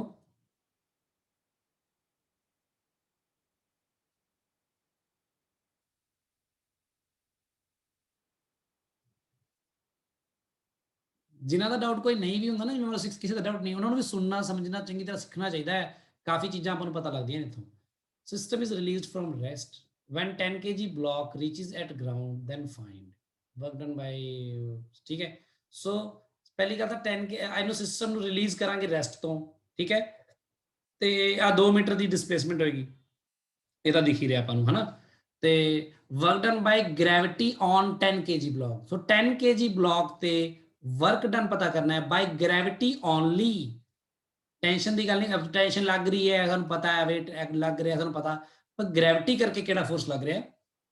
mg, है ना। तो Yes, sir. Work done by gravity पहले का जवाब लिखा जाए सीधा इत्थे लिखते हैं 10 kg यानी कि 100 जी की 10 ले लो, ठीक है। ते नीचे नु डिस्प्लेसमेंट कितनी होएगी? 2 मीटर, ते एंगल होना कितना है? 0 degree. 0 डिग्री, कितना आएगा? 200 200 joule. 5 kg ਦੇ ਪਰ ਵਰਕ ਡਨ ਬਾਈ ਗ੍ਰੈਵਿਟੀ ਹੋਏਗਾ। ਹੁਣ 5 kg ਜਦੋਂ ਆ ਨੀਚੇ ਆਏਗਾ 10 kg ਤਾਂ 5 kg ਕਿੱਧਰ ਨੂੰ ਜਾਏਗਾ? ਉੱਪਰ ਨੂੰ 2 ਮੀਟਰ। ਡਿਸਪਲੇਸਮੈਂਟ ਉੱਪਰ ਨੂੰ 2 ਮੀਟਰ ਹੋ ਜਾਏਗੀ ਨਾ। Yes, sir. kg ਨੂੰ ਨੀਚੇ ਨੂੰ 50 ਲੱਗ ਰਿਹਾ ਨਿਊਟਨ। Yes, sir. ਤੇ ਫਿਰ ਕੀ ਆਏਗਾ? -100 joule. ਤੇ work done by tension on 10 kg। ਹੁਣ ਟੈਂਸ਼ਨ ਔਨ 10 kg ਜੋ ਪਤਾ ਕਰਨੀ ਤਾਂ ਟੈਂਸ਼ਨ ਪਤਾ ਤਾਂ ਹੋਣੀ ਚਾਹੀਦੀ ਪਹਿਲਾਂ, ਹਨਾ। Yes, sir. ਪਤਾ ਕਰਦੇ ਆਪਾਂ ਐਟਵੁੱਡ ਮਸ਼ੀਨ ਦੇ ਵਿੱਚ 2 times 5 into 10 ਬਟਾ 10 plus 5 into G. ਤੇ ਇਹ ਕਿੰਨਾ ਆਏਗਾ? 5 3 15 200 upon 10. 20, ਹਾਂ 200 ਬਟਾ 3 ਕਹਿ ਲਓ ਟੈਂਸ਼ਨ। ਤੇ ਹੁਣ ਮੈਨੂੰ ਦੱਸੋ 10 kg ਦੇ ਉੱਪਰ ਜੇ ਗੱਲ ਕਰ ਰਹੇ ਨੇ ਤਾਂ ਟੈਂਸ਼ਨ ਕਿੱਧਰ ਨੂੰ ਐਕਟ ਕਰ ਰਹੀ ਹੈ? ਉੱਪਰ ਨੂੰ। ਉੱਪਰ ਨੂੰ। ਤੇ ਇਹਦੀ ਡਿਸਪਲੇਸਮੈਂਟ ਕਿੱਧਰ ਨੂੰ ਹੋ ਰਹੀ ਹੈ? ਨੀਚੇ ਨੂੰ। ਤਾਂ ਫਿਰ ਇਹਦੇ ਵਿੱਚ ਇਸ ਕੇਸ 'ਚ ਜਿਹੜਾ ਆਨਸਰ ਆਏਗਾ ਕੀ ਆਏਗਾ? ਨੈਗੇਟਿਵ ਗੁਣਾ 2 ਮਾਈਨਸ 1, है ना, -400 बटा 3। Yes, sir.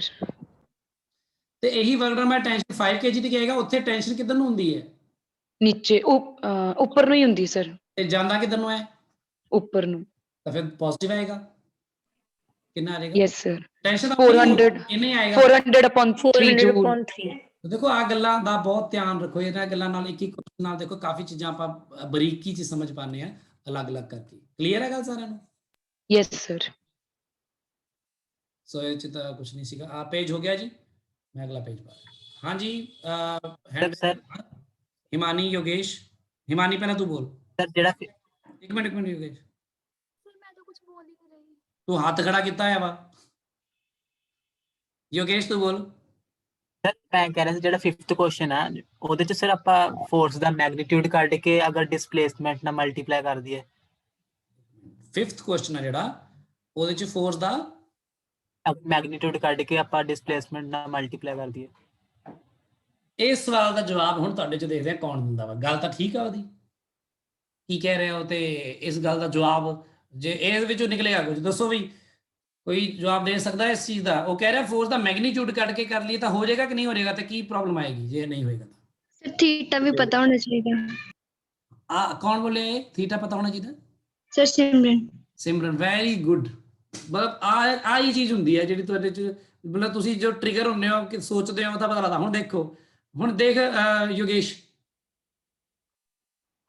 ਯੋਗੇਸ਼ ਹਾਂਜੀ ਸਰ। ਆ ਹੁੰਦਾ ਨਾ ਫੋਰਸ F ਡਾਟ S ਹੁੰਦਾ ਨਾ, ਇਹ FS ਥੋੜੀ ਹੁੰਦਾ ਆ।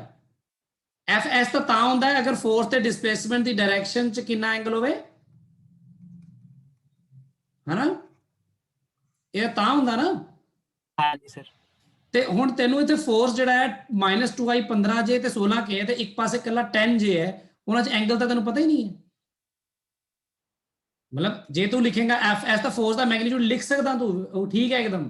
ਫਿਰ ਡਿਸਪਲੇਸਮੈਂਟ ਦਾ ਮੈਗਨੀਟਿਊਡ ਲਿਖ ਦੇਗਾ 10 ਮੀਟਰ, ਉਹ ਵੀ ਠੀਕ ਹੈ, ਪਰ ਨਾਲ ਤੈਨੂੰ ਫਿਰ cos of angle between them theta ਵੀ ਤਾਂ ਲਿਖਣਾ ਪੈਣਾ। ਹਾਂਜੀ ਸਰ ਠੀਕ ਹੈ। ਕਾਜ਼ ਥੀਟਾ ਜੇ ਨਹੀਂ ਪਤਾ ਤਾਂ ਪਤਾ ਕਿਵੇਂ ਕਰੇਗਾ? ਫਿਰ ਤੂੰ ਕੀ ਕਹੇਗਾ? ਤੂੰ ਕਹੇਗਾ ਮੈਂ ਇਹਦੇ 'ਚ ਐਂਗਲ ਪਤਾ ਕਰਨਾ, -2i cap plus 15j cap जमा 6j k कैप ते होर ए वैक्टर मान ला, बी वैक्टर मान ला तू 10j कैप ते इन्हां च एंगल थीटा की हुंदा a डॉट b बटा a b cos थीटा पता कर लो। आई हुंदा ना a डॉट b करेगा कितना आऊगा 150 ते a दा मैग्नीट्यूड इत्थे आऊगा, a दा मैग्नीट्यूड जो भी तेरा आया होगा वो करके ते इधर 10 आ जाऊगा। तो जो इनू इत्थे पुट करेगा तो फोर्स का जो मैग्नीट्यूड तू इत्थे लिखा होगा जो भी करके डिस्प्लेसमेंट का 10 cos थीटा वैल्यू 150 बटा आ जो लिखेगा तो वो कट्टे जाएंगे, सिर्फ 150 बचूगा। हाँ जी सर ठीक है। उड़ के उत्थे आ जाएगा। सो एंगल का बहुत इंपॉर्टेंस हुंदा है कि एंगल के बिना तो वर्क डन पता ही नहीं लग सकता किसी फोर्स का किसी के बारे। ताही तो आप देख रहे हैं कौन ऊपर जा रहा है कौन नीचे आ रहा है, फोर्स ऊपर लग रहा है डिस्प्लेसमेंट नीचे हो रही है ऊपर हो रही है, सारी एंगल देख रहे हैं। हुण देखो भी नेक्स्ट ਇਹਦੇ ਚ ਹੁਣ ਆਪਾਂ ਕਰਦੇ ਹਾਂ ਕਿਹੜਾ ਕੁਐਸਚਨ ਦੱਸੋ ਵੀ sir 8th 9th 8th 9th 11th 11th sir 10th 10th 12th 12th 13 sir 13 ठीक है 14 भी सर 14 भी चलो सारे हो गए कोई गल नहीं। 17वां हो गया सारे ना? Yes sir. Yes sir. वही r1 ਤੇ r2 गिवन है तो बेसिकली डिस्प्लेसमेंट वेक्टर कट लो r2 - r1 वेक्टर है ना, ठीक है। तो वो करके उस बाद फिर f नाल वही डॉट प्रोडक्ट ही करना है। मेरे ख्याल आई मुझे कैलकुलेट मैं वर्ड बस 8वां क्वेश्चन करदा मैं फिर।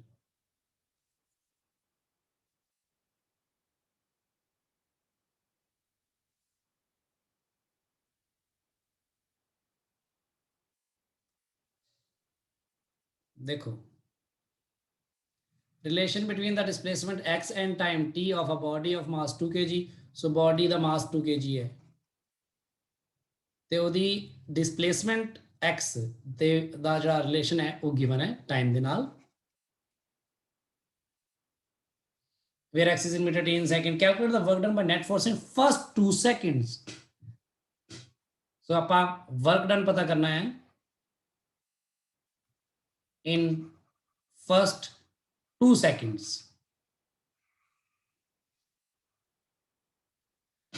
so t equal to 0 ਤੇ ਕਿੱਥੇ ਹੋਏਗਾ ਪਾਰਟੀਕਲ? ਦੇਖੋ origin. ਹਾਂ ਤੇ ਪਹਿਲੇ 2 ਸੈਕਿੰਡ ਵਿੱਚ ਉਹਨਾਂ ਨੇ ਕਿਹਾ ਇਹ ਕਰਨ ਨੂੰ ਆਪਾਂ ਨੂੰ, ਠੀਕ ਹੈ। ਤੇ ਹੁਣ ਤੁਸੀਂ ਦੇਖੋ ਜਿਹੜਾ ਜੇ ਬੱਚੇ ਦਾ ਕੁਐਸਚਨ ਪੁੱਛਿਆ, ਚਲੋ ਉਹ ਤਾਂ ਨਹੀਂ, ਬਾਕੀ ਕੋਈ ਜਿਹੜੇ ਬਾਕੀ ਬੱਚੇ ਹੈਗੇ ਉਹ ਸੋਚੋ। ਵਰਕ એનર્ਜੀ ਥਿਊਰਮ ਨਾਲ ਕਰ ਸਕਦੇ ਹਾਂ ਜਿਵੇਂ- ਵੈਲੋਸਿਟੀ ਕੱਢ ਕੇ। ਜਿਵੇਂ ਜੇ ਇਹਦਾ ਆਪਾਂ ਕਰ ਲਈਏ, ਹਾਂ ਵੈਲੋਸਿਟੀ ਕੱਢ ਲਓ, ਵੈਲੋਸਿਟੀ ਕੱਢ ਲਓ, ਕੀ ਆ ਜਾਏਗੀ? ਵੈਲੋਸਿਟੀ ਕੀ ਆ ਜਾਏਗੀ? T square. T square ਆ square. ਜਾਏਗੀ। Yes, sir. ਡੈਰੀਵੇਟਿਵ ਕਰਕੇ। ਤੇ ਵੈਲੋਸਿਟੀ ਐਟ 0 ਟਾਈਮ ਕਿੰਨਾ ਆਏਗਾ? 0 meter per second. ਤੇ ਫਿਰ ਵੈਲੋਸਿਟੀ ਐਟ 2 ਕਿੰਨਾ ਆਏਗੀ? 4 meter per 4 second. meter per second. ਹੋਰ ਆਏਗੀ। ਪਰ ਇਹਦਾ ਮਾਸ ਵੀ ਗਿਵਨ ਹੋਣਾ ਚਾਹੀਦਾ ਹੈ, Sir, है. ਹੈਗਾ ਆ। ਸੋ ਆਪਾਂ ਕਰ ਲਈਏ ਫਿਰ ਉਹੀ, ਠੀਕ ਹੈ ਇਹਦੀ ਗੱਲ। Yes, sir. Work energy theorem. Half m ਕਿੰਨਾ 2 u Yes, v sir. Square ਯਾਨੀ ਕਿ 16, ਹਾਫ ਉਹ ਤਾਂ 0 ਹੀ ਆ। 0. 16 ਆ ਗਿਆ ਆਂਸਰ ਦੇਖੋ। Yes, sir. 16. Yes. ਤੋ ਦੇਖੋ ਹੋ ਗਿਆ ਨਾ ਕੰਮ। ਇਸ ਤਰ੍ਹਾਂ ਦਾ ਕੁਐਸਚਨ ਚੈੱਕ ਕੱਲ ਵੀ ਕੀਤਾ ਸੀ ਨਾ ਆਪਾਂ, ਉਹ ਜਿਹੜਾ ਉਹ ਆਇਆ ਹੋਇਆ ਸੀ ਐਗਜ਼ਾਮਸ। Yes, sir. ਸੋ ਮਤਲਬ ਇਸ ਤਰ੍ਹਾਂ ਵੀ ਕੰਮ ਹੋ ਜਾਂਦਾ ਆ। ਤੇ ਇਹ ਦੂਜੀ ਗੱਲ ਇਹ ਆ, ਇਹਦੇ ਚ ਨਾ ਇੱਕ ਜਗ੍ਹਾ ਤੇ ਗਲਤੀ ਹੋ ਜਾਂਦੀ ਹੈ ਆਪਣੀ ਤੋਂ। ਗਲਤੀ ਪਤਾ ਕਿੱਥੇ ਹੋ ਜਾਂਦੀ ਹੈ? ਵਰਕ ਡਨ ਬਾਈ ਨੈਟ ਫੋਰਸ ਕਹਿਣਾ ਉਹਨਾਂ ਨੇ। ਜਦੋਂ ਵਰਕ ਡਨ ਬਾਈ ਨੈਟ ਫੋਰਸ ਕਹਿਣਗੇ ਤਾਂ ਹੀ ਵਰਕ એનર્ਜੀ ਥਿਊਰਮ ਲੱਗ ਸਕਦੀ ਹੈ, ਤੇ ਇੱਥੇ ਲੱਗ ਵੀ ਗਈ ਇਸ ਲਈ। ਅਗਰ ਉਹਨਾਂ ਨੇ ਨਹੀਂ ਕਿਹਾ ਨਾ ਨੈਟ ਫੋਰਸ, ਤਾਂ ਨਹੀਂ ਲੱਗੇਗੀ ਵਰਕ એનર્ਜੀ ਥਿਊਰਮ। ਕਿਉਂਕਿ ਵਰਕ એનર્ਜੀ ਥਿਊਰਮ ਦਾ ਨਾ ਕਈ ਵਾਰ ਬੱਚੇ ਇਹ ਸੋਚਦੇ ਨੇ ਕਿ work done on the system या body is equal to change in kinetic energy Kinetic energy. of body। ये गलत है। work done by all the forces acting on body is equal to change in kinetic energy of the body। Work done by all the forces acting on body is equal to change in kinetic energy of the body आया। या फिर by all the forces ਦੀ ਜਗ੍ਹਾ ਤੇ ਸ਼ਾਇਦ ਮੈਂ ਤੁਹਾਨੂੰ ਲਿਖਵਾਇਆ ਹੋਇਆ ਸੀ, ਮੈਂ ਲਿਖ ਸਕਦਾ work done by Net force.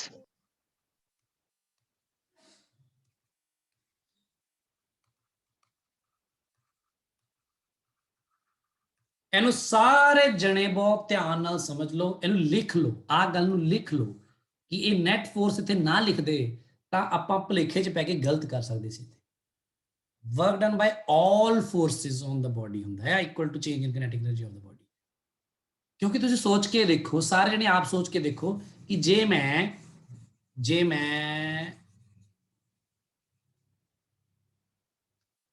ਇੱਥੋਂ ਇੱਕ ਆਬਜੈਕਟ ਨੂੰ ਚੱਕਦਾ ਹਾਂ ਤੇ ਇੱਥੇ ਤੱਕ ਲੈ ਕੇ ਆਂਦਾ ਹਾਂ, ਇੱਥੋਂ ਚੱਕ ਕੇ ਲਿਆਇਆ ਤੇ ਇੱਥੇ ਲਿਆ ਕੇ ਮੈਂ ਉਹਨੂੰ ਰੈਸਟ ਤੇ ਇੱਥੇ ਅਜ਼ਿਊਮ ਕਰੋ ਰੈਸਟ ਤੇ, ਹੈਨਾ, ਇੱਥੇ ਵੀ ਰੈਸਟ ਸੀ, ਇੱਥੇ ਵੀ ਰੈਸਟ ਸੀ, ਕਿਨੈਟਿਕ ਐਨਰਜੀ ਚੇਂਜ ਕਿੰਨਾ ਹੋਇਆ? mgh। ਨਹੀਂ, ਇੱਥੇ ਰੈਸਟ ਵਿੱਚ ਆ ਨਾ, ਮੈਂ ਕਹਿੰਦਾ ਇਹਦੀ ਕਿਨੈਟਿਕ ਐਨਰਜੀ ਦੱਸੋ ਇੱਥੇ ਕਿੰਨੀ ਹੈ, ਬਸ ਆ ਦੱਸੋ। 0। ਇੱਥੇ ਵੀ ਰੈਸਟ ਵਿੱਚ ਹੀ ਹੈ, ਕਿਨੈਟਿਕ ਐਨਰਜੀ 0 0 ਤੇ ਫਿਰ ਚੇਂਜ ਇਨ ਐਨਰਜੀ ਕਿੰਨਾ ਹੋਇਆ? 0। 0। ਕਿਉਂਕਿ ਵਰਕ ਡਨ ਤੁਸੀਂ ਕਹਿ ਰਹੇ ਹੋ mgh ਹੋਇਆ ਵਾ, ਕਿਉਂਕਿ work done by all forces ਥੋੜੀ ਦੇਖਿਆ ਤੁਸੀਂ। ਇਹ ਜਦੋਂ ਇਹਨੂੰ ਉੱਪਰ ਲਿਜਾ ਰਹੇ ਸੀ ਨਾ ਤਾਂ ਦੋ ਫੋਰਸ ਲੱਗ ਰਹੇ ਸੀ, ਇੱਕ ਤਾਂ ਲੱਗ ਰਿਹਾ ਸੀ ਗ੍ਰੈਵਿਟੀ ਦੇ ਕਰਕੇ ਆਪਣੇ ਆਪ ਨੀਚੇ ਨੂੰ, ਤੇ ਇਹ ਆਪਣੇ ਆਪ ਉੱਪਰ ਥੋੜੀ ਗਿਆ, ਇਹਨੂੰ ਲੈ ਕੇ ਕੋਈ ਗਿਆ ਨਾ, ਤਾਂ ਤੁਸੀਂ ਵੀ ਤਾਂ ਇੱਕ ਫੋਰਸ ਲਗਾ ਰਹੇ ਸੀ ਨਾ ਐਕਸਟਰਨਲ। yes sir। ਇਹ ਤੁਸੀਂ ਲਗਾ ਰਹੇ ਸੀ, ਤੇ ਇਹ ਜਿਹੜਾ ਤੁਸੀਂ ਫੋਰਸ ਲਗਾਇਆ ਉਹ ਇਹਦੇ ਬਰਾਬਰ ਲਗਾ ਕੇ ਇਹਨੂੰ ਉੱਪਰ ਲੈ ਕੇ ਗਏ। ਤਾਂ work done by all forces ਮਤਲਬ ਕੀ ਹੁਣ ਇਹਦਾ ਆਏਗਾ ਵਰਕ ਡਨ ਬਾਈ ਗ੍ਰੈਵਿਟੀ ਆਏਗਾ ਤੁਹਾਡਾ mgh minus mgh, minus mgh। ਤੁਹਾਡਾ mgh, ਦੋਨੋਂ ਨੂੰ ਜੋੜ ਦਿਓ 0 ਤੇ 0 ਕੀ ਹੈ? ਚੇਂਜ ਇਨ kinetic energy। ਦੇਖਿਆ ਇੱਥੇ ਕਿੰਨਾ ਵੱਡਾ ਭੁਲੇਖਾ ਪੈਂਦਾ ਨਾ। ਸੋ ਇਸ ਗੱਲ ਦਾ ਬਹੁਤ ਖਿਆਲ ਰੱਖਣਾ ਕਿ ਵਰਕ એનર્ਜੀ ਥਿਊਰਮ ਹੈਗੀ work done by all the forces acting on the body, that is equal to this, या तो all the forces या तो net Net force। ਇਹ ਹੁਣ ਸਾਰਿਆਂ ਨੇ ਜੇ ਨਹੀਂ ਲਿਖਿਆ ਆਪਣੇ ਨੋਟਸ ਵਿੱਚ ਤਾਂ ਤੁਹਾਡੇ ਨੋਟਸ ਇਨਕੰਪਲੀਟ ਰਹਿਣਗੇ। ਇਹਨੂੰ ਲਿਖ ਲਓ ਹੁਣੀ ਧਿਆਨ ਨਾਲ, ਜਾਂ ਇਹਦਾ ਸਕਰੀਨਸ਼ਾਟ ਲਓ ਹੁਣੀ ਬਾਅਦ ਚ ਲਿਖ ਲਿਓ। ਆ ਸਵਾਲ ਹੋ ਗਿਆ ਜੀ? Yes, sir. सर ਅੱਛਾ ਇੱਕ ਮਿੰਟ ਮੈਂ ਨਾ ਇਹਦਾ ਉਹ ਦੇਖਾਂ, ਇੱਕ ਵਾਰ ਆਈ ਸਵਾਲ ਨੂੰ ਮੈਂ ਇੱਕ ਵਾਰ ਫਿਰ ਵੈਸੇ ਹੀ ਕਰਦਾ। ਵਰਕ ਐਨਰਜੀ ਥਿਊਰਮ ਨਹੀਂ ਲਗਾਈ ਮੰਨ ਲਓ,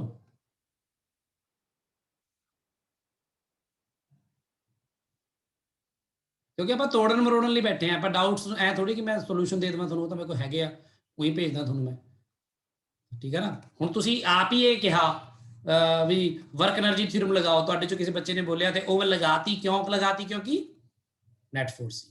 ਪਰ ਮੈਂ ਕਹਿੰਦਾ ਨਹੀਂ, ਮੈਂ ਤਾਂ ਸਿੱਧਾ ਸਾਦਾ ਇਹ ਬੰਦਾ, ਮੈਂ ਨਹੀਂ ਜਾਣਦਾ ਵਰਕ ਐਨਰਜੀ ਥਿਊਰਮ, ਮੈਨੂੰ ਤਾਂ ਬਸ ਆ ਪਤਾ ਹੈ ਫੋਰਸ ਤੇ ਡਿਸਪਲੇਸਮੈਂਟ ਦਾ ਡਾਟ ਪ੍ਰੋਡਕਟ ਹੁੰਦਾ ਹੈ, ਬਸ ਮੈਨੂੰ ਤਾਂ ਇੰਨੀ ਗੱਲ ਪਤਾ ਬਸ। ਤਾਂ ਮੈਂ ਕਿਹੜੀ ਚੀਜ਼ਾਂ ਸਰਚ ਕਰਨਾ ਚਾਹੂੰਗਾ? ਫੋਰਸ ਤੇ ਡਿਸਪਲੇਸਮੈਂਟ, Acceleration निकाल लो sir.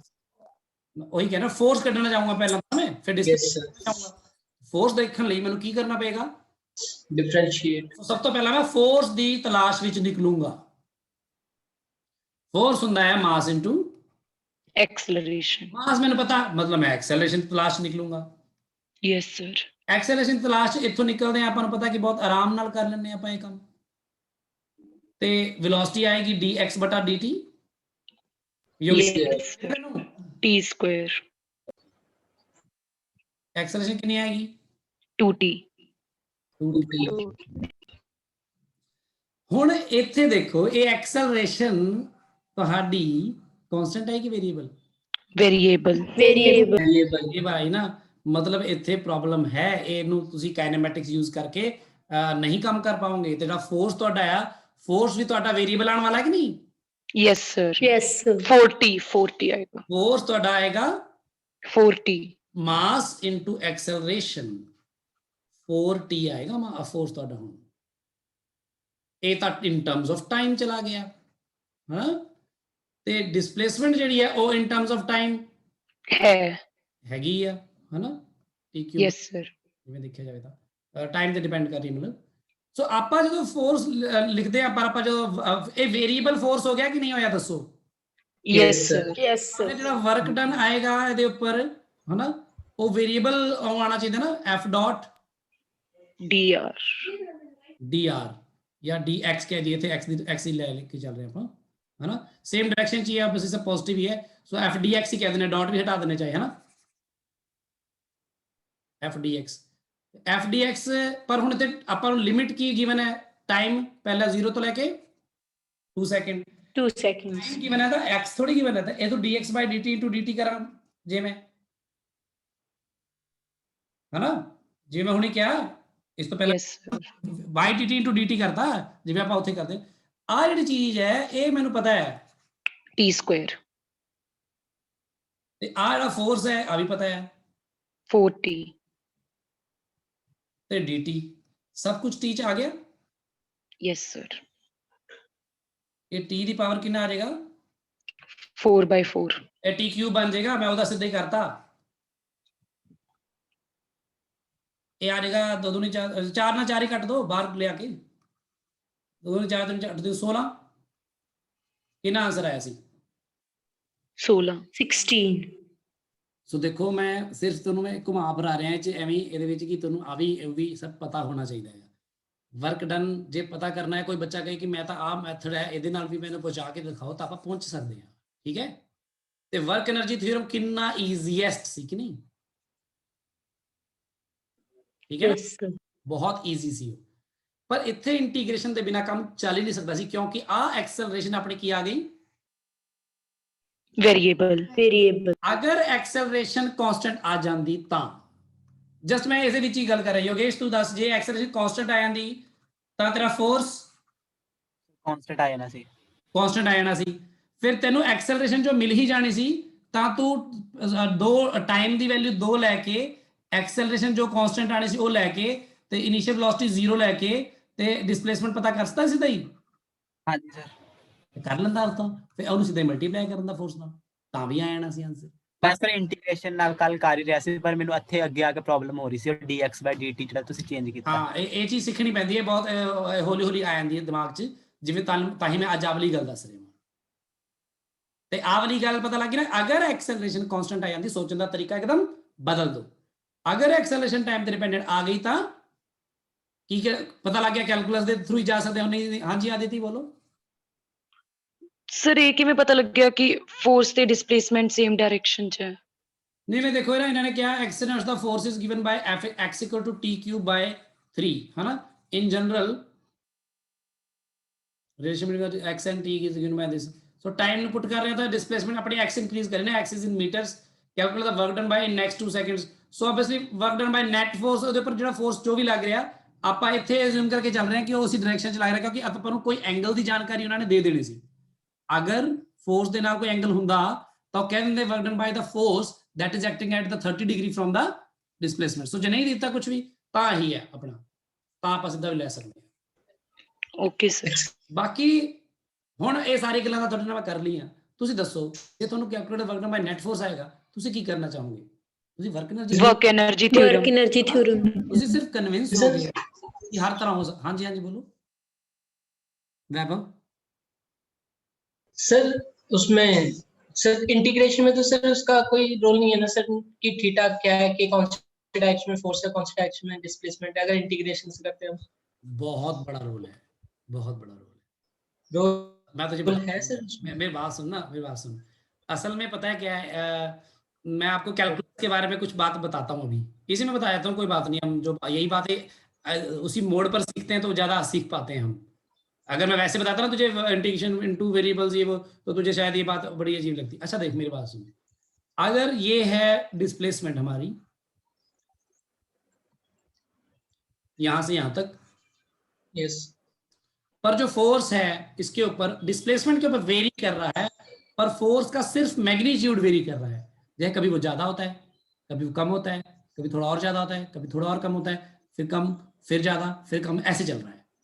तो वहां पर अगर मैं फोर्स को इसकी डायरेक्शन में ले रहा हूं तो एफ डी एक्स लिख देता हूं मैं, यस, कर लेता हूं, क्योंकि दोनों के बीच में एंगल 0 डिग्री रह रहा है। पर अगर ऐसा हो जाए कि फोर्स इधर को है 10 न्यूटन, फिर यहां पर आके इस जगह पहुंचकर फोर्स इधर को हो जाता है 5 न्यूटन, फिर इधर पहुंच के इधर को हो जाता है 3 न्यूटन, फिर ये तो बहुत कुछ हो गया यहाँ पे। तो हर मोमेंट पर दो चीजें बदल रही हैं, तो आपको यहां पर क्या करना पड़ेगा, आपको F D x cos theta लेना पड़ेगा, इंटीग्रल करना पड़ेगा आपको, ये वर्क डन आएगा। फिर पर यहां पर क्या होगा, यहां पर आपको पता है कि एक्स के साथ साथ जो इंटीग्रल करोगे आप कॉस थीटा जो है ये भी एक वेरिएबल है, और जो फोर्स का मैग्नीट्यूड है, ये मैग्नीट्यूड है सिर्फ, है ना, ये भी एक वेरिएबल है। सर वेरिएबल की गिनती एक से ज्यादा हो जाए तो वो नॉर्मल इंटीग्रेशन का सवाल नहीं रहता, वो बहुत आगे की बात है, वो और थोड़ा टफ काम हो जाएगा। इस तरह की प्रॉब्लम्स को सॉल्व करने का हम तरीका +2 में भी सीखेंगे, और आप तो जो नॉन मेडिकल में तो आपको बहुत बार सीखने को बहुत अच्छे से मिलेगा, पर यहाँ पर नहीं मैं बता रहा ऐसा कुछ ना, यहाँ पर इतना कॉम्प्लेक्स। Yes sir. यानी यहाँ पर हम मान लेते हैं कि थीटा मत बदलो, सिर्फ एफ का मैग्नीट्यूड बदलो, ताकि बच्चों को समझ में तो आए पहले इंटीग्रेशन क्या होती है। पर आपका क्वेश्चन बड़ा सही है कि मोशन के दौरान जरूर नहीं कि फोर्स, मतलब एक बंदा अगर रोलर लेके खींच रहा है पिच के ऊपर, तो वो हैंडल को कभी ऊपर कर लेता है, कभी थोड़ा नीचे कर लेता है, सिर्फ फोर्स ही नहीं बदलता, वो मैग्नीट्यूड ही नहीं बदलता, बल्कि दिशा भी बदलता रहता है। तो वो इंटीग्रेशन का प्रोसेस बहुत बहुत कॉम्प्लेक्स हो जाता है। यस, फिर आपको थीटा का भी रिलेशन निकालना पड़ेगा कि इन टर्म्स ऑफ एक्स कैसे बदल रहा है थीटा। वो बताएंगे कि थीटा जो थीटा ऐसे बदल रहा है कि cos थीटा = 4x, तो तेरे को यहाँ 4x पुट करना पड़ेगा।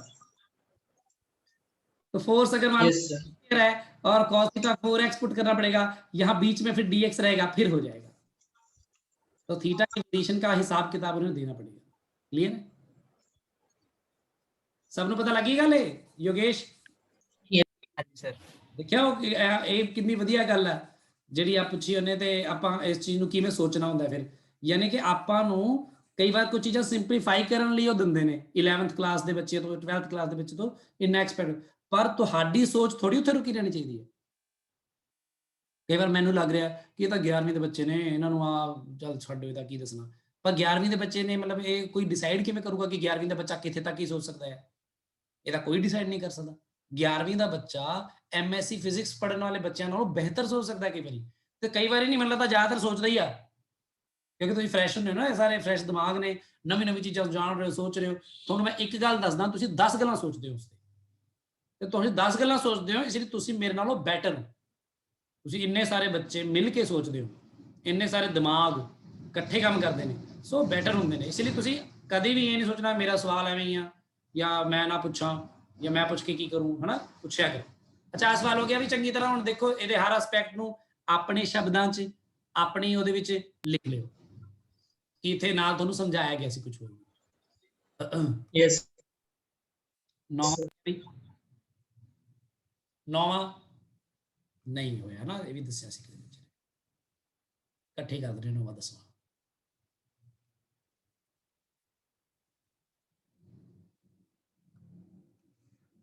A ball dropped from a height h reaches the ground with speed this। ਦੇਖੋ ਬਾਲ ਇਥੋਂ ਡ੍ਰੌਪ ਕੀਤੀ ਹੈ ਜਸਟ, ਤੇ ਜਦੋਂ ਗਰਾਊਂਡ ਪਹੁੰਚੀ ਹੈ ਤੇ ਉਥੇ ਜਸਟ ਸਟ੍ਰਾਈਕ ਕਰਨ ਤੋਂ ਪਹਿਲਾਂ ਉਹਦੀ ਵੈਲੋਸਿਟੀ ਜਿਵੇਂ ਜਸਟ ਪਹਿਲਾਂ ਕਿੰਨੀ 1.2 gh ਅੰਡਰ ਦਾ ਰੂਟ ਸੀ। ਕੈਲਕੂਲੇਟ ਦਾ work done by air friction. ਕਿਹਾ ਉਹਨਾਂ ਨੇ 에ਅਰ ਫ੍ਰਿਕਸ਼ਨ। ਬਹੁਤ ਧਿਆਨ ਨਾਲ ਸਮਝੋ ਗੱਲ ਨੂੰ। ਹੁਣ ਇੱਥੇ ਵਰਕ એનર્ਜੀ ਥਿਊਰਮ ਲਗਾ ਵੀ ਸਕਦੇ ਆਪਾਂ ਤੇ ਬਹੁਤ ਸੌਖਾ ਹੋ ਜਾਏਗਾ ਸਵਾਲ। ਪਤਾ ਕਿਵੇਂ? ਦੇਖੋ, ਜਦੋਂ ਬਾਲ ਉੱਪਰੋਂ ਡ੍ਰੌਪ ਕਰਦੇ ਹਾਂ ਅਸੀਂ, ਆਪਾਂ 에ਅਰ ਫ੍ਰਿਕਸ਼ਨ ਨੂੰ ਨੈਗਲੈਕਟ ਕਰਕੇ ਚੱਲਦੇ ਨਾ ਵੈਸੇ ਅਦਰਵਾਈਜ਼, ਪਰ ਜਦੋਂ ਕਹਿ ਹੀ ਰਹੇ ਨੇ ਮਤਲਬ ਲੱਗੇਗਾ। ਤਾਂ ਜਦੋਂ ਬਾਲ ਨੀਚੇ ਡ੍ਰੌਪ ਕਰੇਗੀ ਤਾਂ ਬਾਲ ਤੇ ਦੋ ਫੋਰਸਿਸ ਲੱਗ ਰਹੇ ਹੋਣਗੇ। ਦੱਸੋ ਕਿਹੜੇ? weight ਤੇ air friction। Gravitational air friction। mg है ना? बाल yes sir। पास नहीं किया, चलो छोड़ो कोई गल नहीं। mg ਤੇ ਇੱਕ ਹੋਰ ਚੀਜ਼ 에ਅਰ ਫ੍ਰਿਕਸ਼ਨ, है ना? yes sir। 에ਅਰ ਫ੍ਰਿਕਸ਼ਨ ਉੱਪਰ ਨੂੰ ਲੱਗ ਰਿਹਾ ਹੋਵੇਗਾ। ਤਾਂ ਇਸ ਬਾਲ ਨੂੰ ਜੇ ਇੱਥੋਂ ਡ੍ਰੌਪ ਕੀਤਾ, ਜਸਟ ਆਪਾਂ ਹਾਈਟ h ਤੇ ਡ੍ਰੌਪ ਕੀਤਾ ਹੈ, ਤਾਂ ਡਿਸਪਲੇਸਮੈਂਟ ਦਾ ਤੁਹਾਨੂੰ ਪਤਾ ਹੀ ਹੈ। ਤੁਸੀਂ ਇੱਥੇ ਵਰਕ એનર્ਜੀ ਥਿਊਰਮ ਲਗਾ ਸਕਦੇ ਹੋ। ਤੇ ਵਰਕ એનર્ਜੀ ਥਿਊਰਮ ਇਹ ਨਹੀਂ ਕਹਿੰਦੀ ਕਿ ਤੁਸੀਂ ਦੇਖੋ ਇੱਥੇ ਤਾਂ ਹੀ ਗਲਤੀ ਹੈ। ਵਰਕ એનર્ਜੀ ਥਿਊਰਮ ਕੀ ਕਹਿੰਦੀ ਹੈ? ਕਿ work done ਬਾय all the forces acting on the system. ਤਾਂ ਫਿਰ ਵਰਕ ਡਨ ਬਾय mg ਕਿੰਨਾ ਹੋਏਗਾ ਦੱਸੋ? mgh।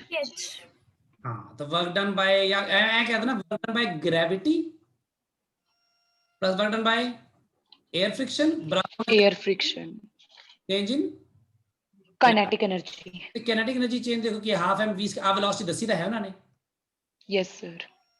ਆ ਕੀ ਹੈ 1.2 ਤੇ ਇਹ 1.44 ਆ ਜਾਊਗਾ ਤੇ gh ਆ ਜਾਊਗਾ 20 square yes sir। Minus just 0 ਤੋਂ ਹੀ ਆਈ ਸੀ ਤਾਂ 0.72 mgh है ना। चेंज इन काइनेटिक एनर्जी पता कर ली मैं। आ वेलोसिटी गिवन है नीचे वाली, आ v है, आ u है, u0 है। क्लियर है गल सारिਆਂ ਨੂੰ? yes sir। ਤੇ ਕਰਕੇ ਕਿਹੜਾ ਵਰਕ ਡਨ ਹੋਏਗਾ ਦੱਸੋ? ਫਿਰ ਗ੍ਰੈਵਿਟੀ ਨੂੰ ਨੀਚੇ ਨੂੰ ਲੈ ਕੇ ਆਣਾ ਸੀ, mgh। h ਬਸ ਹੋ ਗਿਆ। 에ਅਰ ਫ੍ਰਿਕਸ਼ਨ Yes, ਕਰਕੇ sir। ਜਿਹੜਾ ਮੈਨੂੰ ਪਤਾ ਨਹੀਂ ਹੈ ਨਾ। yes sir। ਤੇ ਫਿਰ ਪਤਾ ਲੱਗ ਗਿਆ ਨਾ।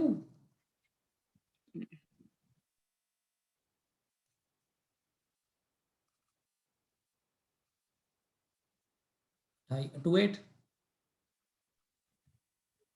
minus 에ਅਰ ਫ੍ਰਿਕਸ਼ਨ ਕਰਕੇ ਆਬਵੀਅਸ ਤੁਹਾਨੂੰ ਪਤਾ ਨੈਗੇਟਿਵ ਆਣਾ ਸੀ। ਇੱਥੇ ਇਹਨਾਂ ਨੂੰ ਨਾ ਮਾਸ ਗਿਵਨ ਹੋਣਾ ਚਾਹੀਦਾ ਸੀ ਵੀ। ਇੱਥੇ ਆਨਸਰ ਚ ਗਿਵਨ ਹੈ, ਐਮ ਦੇਖਿਓ ਇੱਕ ਮਿੰਟ। yes sir given ਹੈ। ਫਿਰ ਚੀਜ਼ ਠੀਕ ਨਹੀਂ ਹੈ। ਮਤਲਬ ਇੱਥੇ ਜਿਵੇਂ ਦੇਖੋ ਕੁਝ ਗੱਲਾਂ ਨਾ ਤੁਸੀਂ ਮੇਰੇ ਤੋਂ ਸੋਚ ਕੇ ਸਿੱਖ ਕੇ ਆਪ ਵੀ ਲਾ ਲਿਆ ਕਰੋ। ਇੱਥੇ ਐਮ ਗਿਵਨ ਹੋਣਾ ਚਾਹੀਦਾ ਹੈ। ਚਾਹੀਦਾ ਸੀ। ਤਾਂ ਆਪਾਂ ਤਾਂ ਕਰ ਦਾਂਗੇ, ਚਲੋ ਠੀਕ ਹੈ, ਪਰ ਵੈਸੇ ਇੱਕ ਜਾਇਜ਼ ਗੱਲ ਹੈ ਦੱਸਣਾ। A body of mass m dropped from height h, ਠੀਕ ਹੈ। ਬੋਡੀ ਆਫ ਮਾਸ m ਜ਼ਰੂਰੀ ਹੈ ਇੱਥੇ ਦੱਸਣਾ। ਤੇ ਬਾਕੀ ਗੱਲ ਤਾਂ ਠੀਕ ਹੀ ਹੈ। ਫਿਰ ਦੇਖੋ ਕਿੰਨਾ ਛੋਟਾ ਹੋ ਗਿਆ ਨਾ, ਸੋਚਣਾ ਨਹੀਂ ਪਿਆ ਕੁਝ ਜ਼ਿਆਦਾ। ਸੋ ਆ ਜਿਹੜੀ ਚੀਜ਼ ਹੈ ਫ੍ਰਿਕਸ਼ਨ ਕਰਕੇ ਜੋ ਵਰਡਨ ਪਤਾ ਕਰਨ ਦੇ ਆਪਾਂ ਅਕਸਰ ਲੋਡ ਇਹਦੀ ਪੈਂਦੀ ਆਪਾਂ ਨੂੰ। ਆਪਾਂ ਇਹ ਕੱਢ ਲੈਂਦੇ ਆਪਾਂ ਨੂੰ ਕੁਝ ਹੋਰ ਚੀਜ਼ ਦੀ ਸੋਚਣੀ ਨਹੀਂ ਪੈਂਦੀ। ਨਹੀਂ ਤਾਂ ਫੋਰਸ ਵੱਖਰਾ ਪਤਾ ਕਰਨਾ ਪੈਣਾ ਕਿੰਨਾ, ਤੇ ਉਹ ਪਤਾ ਨਹੀਂ ਅਜੀਬ ਤਰ੍ਹਾਂ ਹੋਰ ਤਰ੍ਹਾਂ ਕਰਨਾ ਪੈਣਾ ਸੀ। ਦੇਖੋ ਇੱਥੇ ਹੋ ਗਿਆ ਨਾ ਕੰਮ। ਸੋ ਵਰਕ એનર્ਜੀ ਥਿਊਰਮ ਸਹੀ ਤਰ੍ਹਾਂ ਜੋ ਲਗਾਏਗਾ ਉਹੀ ਕੱਢ ਪਾਏਗਾ ਇਦਾਂ ਦੇ ਸਵਾਲਾਂ ਨੂੰ। ਵਰਕ એનર્ਜੀ ਥਿਊਰਮ ਯੂਜ਼ ਕਰਕੇ ਕਿੰਨੀ ਯੂਜ਼ਫੁਲ ਹੈ ਦੇਖੋ ਥਿਊਰਮ ਇਹ, ਤੇ ਛੋਟੇ ਸਵਾਲ ਬਣਾ ਦਿੰਦੀ ਹੈ। ਅੱਛਾ 10ਵਾਂ, ਹਾਂਜੀ ਬੋਲੋ ਸਰ ਜਦੋਂ ਬਾਲ ਉੱਪਰ ਜਾਂਦੀ 에ਅਰ ਫ੍ਰਿਕਸ਼ਨ ਨੀਚੇ ਲੱਗਦੀ? ਹਾਂਜੀ, ਓਕੇ ਸਰ। ਹਮੇਸ਼ਾ ਜਿਹੜੀ 에ਅਰ ਫ੍ਰਿਕਸ਼ਨ ਹੁੰਦੀ ਹੈ ਉਹ ਹਮੇਸ਼ਾ ਆਪੋਜ਼ਿਟ ਹੀ ਹੁੰਦੀ ਹੈ। Okay sir. ਜੇ ਤੂੰ ਹਵਾ ਇੱਧਰ ਨੂੰ ਭੱਜੇਗੀ ਤਾਂ ਉਹ ਇੱਧਰ ਲੱਗੇਗੀ। ਜਦੋਂ ਆਪਾਂ ਭੱਜਦੇ ਹਾਂ ਕਿਸੇ ਪਾਸੇ ਨੂੰ, ਹਵਾ ਬਹੁਤ ਤੇਜ਼ ਚੱਲ ਰਹੀ ਹੁੰਦੀ ਹੈ ਜਾਂ ਹਵਾ ਹੁੰਦੀ ਹੈ ਬਹੁਤ ਜ਼ਿਆਦਾ, ਤੇ ਜਾਂ ਸਕੂਟਰ ਤੇ ਬਹੁਤ ਤੇਜ਼ ਜਾਂਦੇ, ਐਕਟਿਵਾ ਤੇ ਜਾਂਦੇ, ਤਾਂ ਹਵਾ ਕਿੱਧਰ ਨੂੰ ਲੱਗਦੀ, ਤੈਨੂੰ ਪੁੱਠੀ ਲੱਗਦੀ ਹੈ ਵਾਪਸ, Yes. ਉਹ ਰੋਕਦੀ ਹੈ ਹਨਾ। ਹੁਣ ਐਕਟਿਵਾ ਲੈ ਕੇ ਤੂੰ ਇੱਧਰ ਨੂੰ ਚੰਡੀਗੜ੍ਹ ਨੂੰ ਜਾ ਰਹੀ ਹੈ, ਮੋਗੇ ਨੂੰ ਜਾ ਰਹੀ ਹੈ, ਡਜ਼ਨਟ ਮੈਟਰ। ਆਹ ਤਾਂ ਸੌਖਾ ਹੈ, ਇਹ 'ਚ ਕੀ ਹੈ, ਇਹਦਾ ਆਨਸਰ ਨਹੀਂ ਮੈਚ ਕੀਤਾ, ਕੀ ਹੋਇਆ ਕੀ ਹੈ। ਫੋਰਸ ਗਿਵਨ ਬਾय ਦਿਸ, ਫੋਰਸ ਆ ਰਿਹਾ ਅਲੋਂਗ x ਐਕਸਿਸ ਕਰਨਾ ਹੈ, f dx ਇੰਟੀਗਰਲ x ਦੀ ਲਿਮਿਟ ਆ 0 ਤੋਂ 5। ਆਹ ਸਵਾਲ ਤਾਂ Sir, answer नहीं हो गया.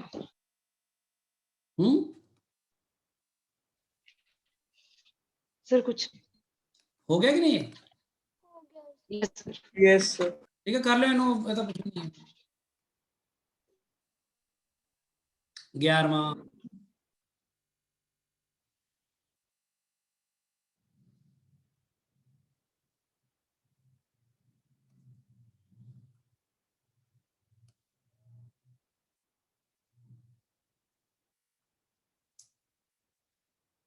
Block of mass m। चलो सारे क्वेश्चन पढ़ो भी, मैं पानी पीना चाहता हूँ।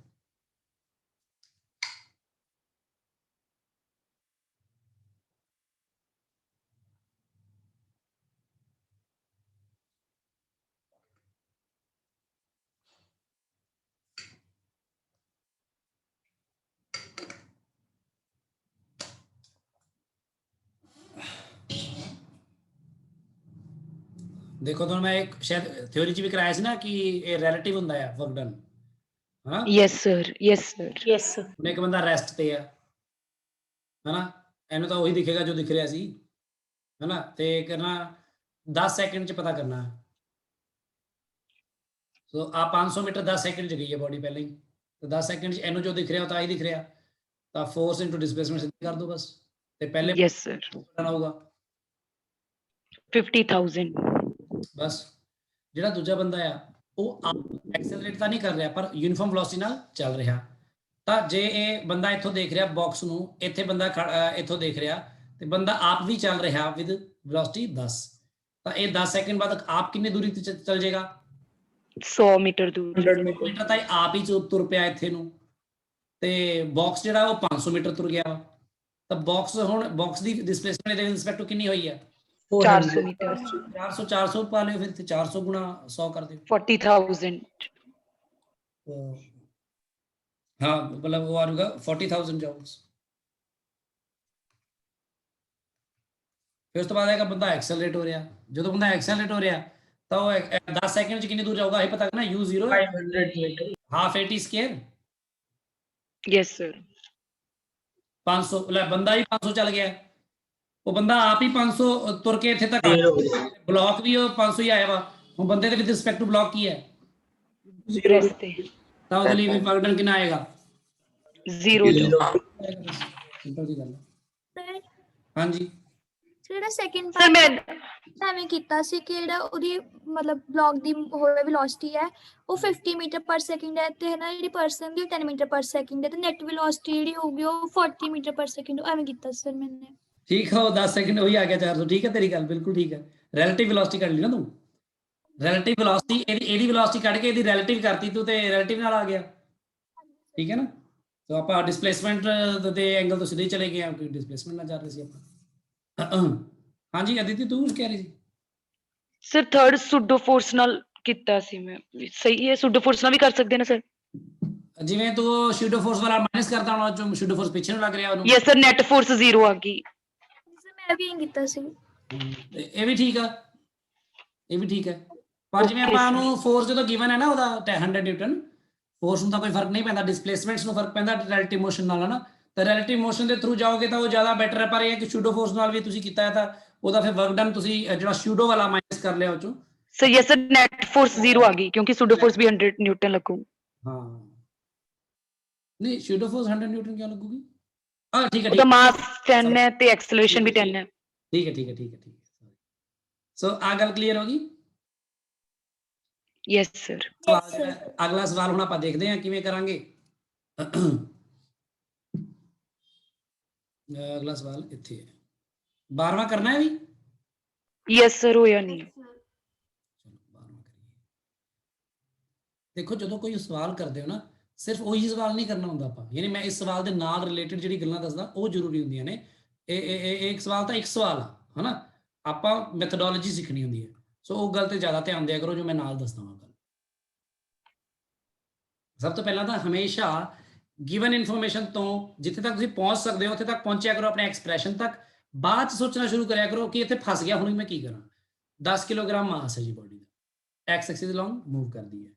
Acceleration as a function of position is given, so acceleration as a function of position, आ एक्सेलरेशन है, आ पोजीशन है, ठीक है जी। गल मैं रिलेशन भी फाइंड कर सकदा इत्थों ग्राफ तो ही, स्ट्रेट लाइन तो है। चलो, what is the total work done on the mass by the force as the mass moves from x equal to 0 to 8 centimeter तक। ये एक्सेलरेशन दा ते रिलेशन डिस्प्लेसमेंट दा है, टाइम दा नहीं है, ये याद रखियो, है ना। एक्सेलरेशन दा डिस्प्लेसमेंट दा है। सो जे मैं गल करा इत्थे वर्क डन दी, क्योंकि एक्सेलरेशन जिहड़ी विद डिस्टेंस मूव कर चेंज कर रही है नहीं। Yes sir. अगर एक्सेलरेशन वेरिएबल है तो फोर्स वेरिएबल, पहली गल तो होगी। फोर्स वेरिएबल है तो एक ही दिशा च है ना, आ हो जाएगा। एक्स की वैल्यू 0 तो लेके 8 सेंटीमीटर तक गिवन है, याद रखियो सेंटीमीटर च है। Yes sir. ਆਪਾਂ ਜੇ सब कुछ करना करनी है सेंटीमीटर च ना ही रखो ना, तुम मीटर च रखो। चलो लिमिट पुट करनी है तो बाद ਸੈਂਟੀਮੀਟਰ ਚ ਰੱਖ ਲਓ, ਉਹ ਕਿਉਂਕਿ ਐਕਸਲਰੇਸ਼ਨ ਵੀ ਉਵੇਂ ਹੀ ਹੈਗੀ, ਬਾਅਦ ਦੇ ਵਿੱਚ ਕੇਜੀ ਨੂੰ ਗ੍ਰਾਮ ਚ ਕਰ ਲਿਓ। केजी ਨੂੰ ग्राम च कर लो। चलो फिर पता कि वर्क डन तेरा अर्ग च आ जाऊगा, फिर अर्ग च ਉਹਨੂੰ फिर वापस जाउल च करदी फिरेंगी, है ना। ਤਾਂ मैं कह रहा ਸੀ 0 ਤੋਂ ਲੈ ਕੇ f dx कर दो ਇਹਨੂੰ, ਤੇ f dx 0 ਤੋਂ ਲੈ ਕੇ ਕਿੰਨਾ 0.08। ਤੇ ਇੱਥੇ f ਨੂੰ ਕੀ ਲਿਖੋਗੇ, ਮਾਸ ਇਨਟੂ x, ਮਾਸ ਕਿੰਨਾ, ਮਾਸ ਵੀ 10 ਗਿਵਨ ਹੈ। एक्सेलरेशन a है मान लो,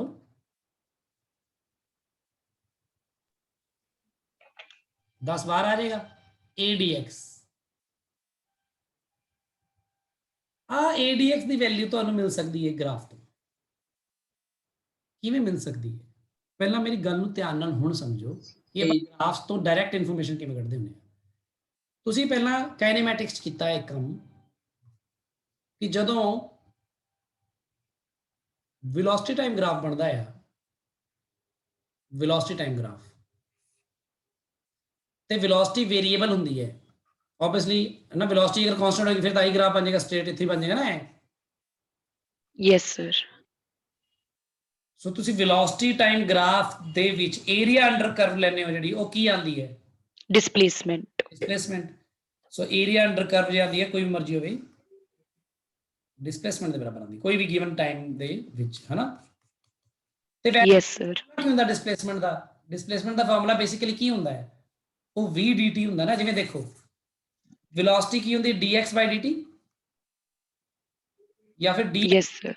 dt हुंदी है ना, बेसिकली वेलोसिटी वेरिएबल है। ते फिर इंटीग्रल ऑफ dx करदे हैं तां इंटीग्रल ऑफ v dt हुंदी है, आही अपना डिस्प्लेसमेंट आंदा है। इंटीग्रल ऑफ v dt आ जाता with given time interval t1 तो लैके t2 तक या 0 तो लैके t तक आ हुंदा है ना। यानी आ वाला ਜਿਹੜਾ फंक्शन है, ਜਿਹੜੀ वेरिएबल है, जो भी क्वांटिटी है, this into d of this, है ना, v dt। क्योंकि छोटे छोटे टाइम इंटरवल ਦੇ ਵਿੱਚ ਆਪਾਂ स्ट्रिप्स ਦਾ एरिया फाइंड ਕਰਦੇ ਹਾਂ, ਮੈਂ ਤੁਹਾਨੂੰ ਪਹਿਲਾਂ ਵੀ ਕਰਾਇਆ ਹੈ ਨਾ। ਉਹਨਾਂ ਨੂੰ ਜੋੜਦੇ ਆ, ਹੈ ਨਾ। ਤਾਂ स्ट्रिप्स ਦੀ ਜਿਹੜੀ ਵਿਡਥ ਹੋਏਗੀ ਉਹ ਕਿਹਦੀ ਬਰਾਬਰ ਹੁੰਦੀ ਹੈ, dt ਦੇ ਬਰਾਬਰ ਹੁੰਦੀ ਨਾ। Yes sir. ਇਸ ਤਰ੍ਹਾਂ ਜਦੋਂ ਫੋਰਸ ਤੇ ਹੁਣੇ ਤੁਸੀਂ ਫੋਰਸ ਦਾ ਕਰ ਰਹੇ ਸੀ ਨਾ ਪਹਿਲਾ ਰਿਲੇਸ਼ਨ, ਹੁਣੇ ਕੀਤਾ ਪਹਿਲਾ ਸਵਾਲ ਅੱਜ ਦਾ ਕੀ ਕਰਦੇ ਸੀ, ਇੱਥੇ x ਸੀਗਾ ਇੱਥੇ f ਸੀਗਾ, ਹੈ ਨਾ, ਜੋ ਵੀ ਸੀ। Yes sir. ਤਾਂ ਏਰੀਆ ਆਪਣਾ ਵਰਗਡਨ ਆਇਆ ਸੀ, ਤੇ ਵੈਸੇ ਵਰਗਡਨ ਹੈ ਕਿਹਦੇ ਬਰਾਬਰ ਹੈ, f dx ਨਹੀਂ ਹੈ। Yes sir. ਸੋ ਜੇ ਆ ਏਰੀਆ ਇਸ ਕੇਸ f into dx ਹੁੰਦਾ ਆ, v into dt ਹੁੰਦਾ ਆ, ਤੇ ਜੇ ਮੈਂ ਇਨ ਜਨਰਲ ਗੱਲ ਕਰਾਂ, ਵੈਸੇ ਜਨਰਲ ਗੱਲ ਕਰਨ ਜਾ ਰਿਹਾ ਮੈਂ, x y एक्सिस ਦੀ ਗੱਲ ਕਰਨ ਜਾ ਰਿਹਾ,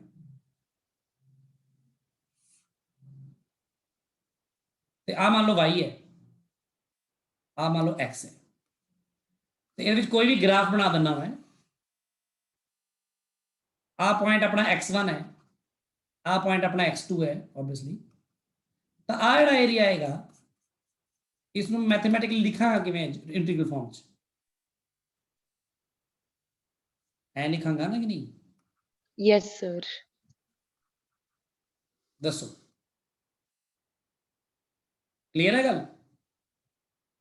ਇਹ x yes sir, ਨਾਲ ਲੱਗਦਾ ਏਰੀਆ ਹੈ ਨਾ, x ਐਕਸਿਸ ਦੇ ਨਾਲ ਲੱਗਦਾ ਏਰੀਆ, ਇਹਨੂੰ ਮੈਂ y into d, ਕਿਉਂਕਿ x ਐਕਸਿਸ ਦੇ ਨਾਲ ਲੱਗ ਰਿਹਾ ਏਰੀਆ, ਇੱਥੋਂ dx ਕਰਕੇ ਸਟ੍ਰਿਪ ਦੇ ਏਰੀਆ ਆਪਾਂ ਕੈਲਕੂਲੇਟ ਕੀਤੇ ਨੇ y ਨਾਲ ਮਲਟੀਪਲਾਈ ਕਰਕੇ, ਜਿਹੜੀ ਇਥੋਂ ਵਿਡਥ ਆਊਗੀ। ਕਲੀਅਰ ਹੈ ਗੱਲ? ਅੱਛਾ ਇਹਦੇ ਵਿੱਚ yes ਆ ਪੁਆਇੰਟ ਤੋਂ ਆ ਪੁਆਇੰਟ ਤੱਕ ਦਾ ਮੈਂ ਗ੍ਰਾਫ ਬਣਾਇਆ ਸੀ ਨਾ ਹੁਣੀ, ਤੇ ਮੈਂ ਕਹਿ ਦਵਾਂ ਕਿ ਆ ਏਰੀਆ ਪਤਾ ਕਰਨਾ ਹੈ,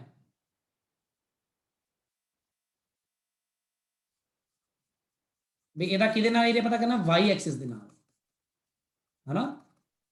ਆ ਰੈਡ ਵਾਲਾ, ਤੇ ਇੱਥੇ y ਵੈਲਿਊ y1 ਹੈ, ਇਹ ਵੈਲਿਊ y2 ਹੈ ਮੰਨ ਲਓ। ਆ ਏਰੀਆ ਕਿਤੇ ਬਰਾਬਰ ਹੈ ਪਤਾ? x dy integration from y1 to y2। ਆ ਇੰਟੀਗਰਲ ਨੂੰ ਥੋੜਾ ਜਿਹਾ ਜਿਓਮੈਟਰੀ ਦੇ ਏਰੀਆ ਨਾਲ ਜਾਂ ਏਰੀਆ ਦੇ ਨਾਲ ਜੋੜ ਕੇ ਦੇਖਣ ਵਾਲੀ ਗੱਲ ਹੈ। ਸੋ ਮੈਨੂੰ ਇਹ ਦੱਸੋ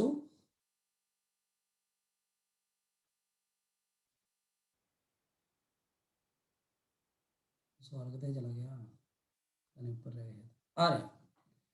ਆ ਜਿਹੜਾ ਗ੍ਰਾਫ ਹੈ ਇਹ ਤਾਂ ਤੁਹਾਨੂੰ ADX ਮਿਲ ਸਕਦਾ ਕਿ ਨਹੀਂ ਮਿਲ ਸਕਦਾ?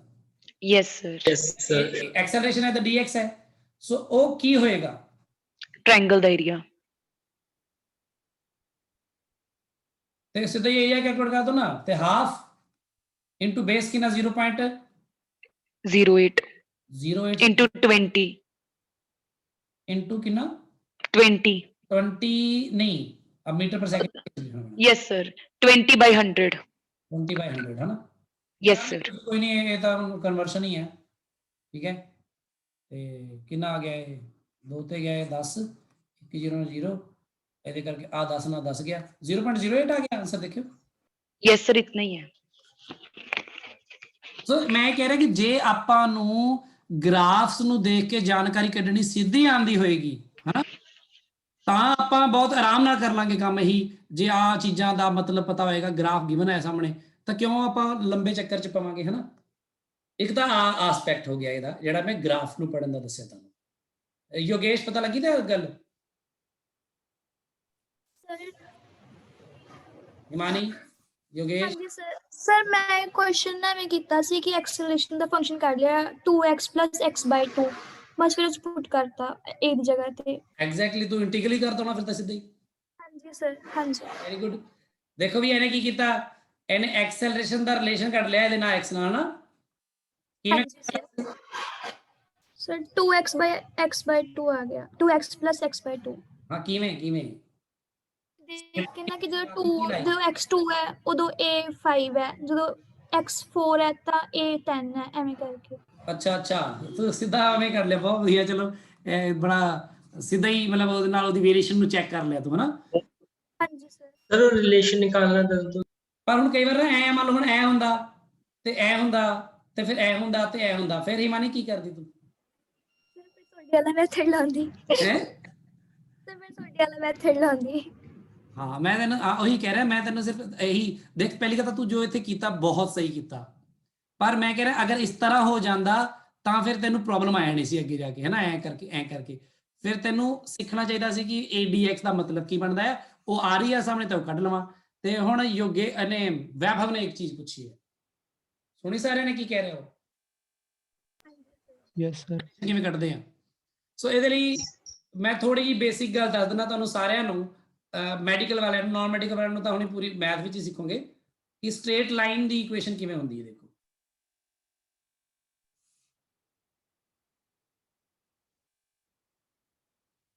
ਸਿੱਖ ਲਓ ਇਹ ਗੱਲ ਪਤਾ ਨਹੀਂ ਕਿੱਥੇ ਯੂਜ਼ ਹੋਣੀ ਆ, ਮੁੜ ਕੇ ਕੈਮਿਸਟਰੀ 'ਚ ਵੀ ਯੂਜ਼ ਹੋਣੀ ਆ।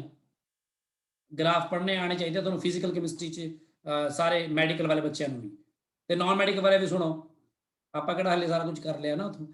ਸੋ ਆਪਾਂ ਕਿਸੇ ਸਟ੍ਰੇਟ ਲਾਈਨ ਦੇ ਉੱਪਰ ਦੇ ਗੱਲ ਕਰਦੇ ਹਾਂ। ਆਪਾਂ ਮੰਨ ਲਓ ਕੋਈ ਵੀ ਸਟ੍ਰੇਟ ਲਾਈਨ ਹੈ, let it be like this, ਕੁਝ ਵੀ, ਇਹ ਕੋਈ ਵੀ ਲਾਈਨ ਹੈ ਜਸਟ ਇੱਕ, ਹੈ ਨਾ। ਇਸ ਲਾਈਨ ਦੀ ਇਕੁਏਸ਼ਨ ਕੋਈ ਨਾ ਕੋਈ ਇਸ ਤਰ੍ਹਾਂ ਦੀ ਹੋਏਗੀ। ax plus b लीनियर होगी, yes sir. equal to 0 Yes, sir. anything but 1 degree होएगी x ਦੀ ਤੇ y ਦੀ 1 डिग्री ਹੋਏਗੀ, ਇਹ ਗੱਲ ਪਤਾ ਹੈ ਨਾ।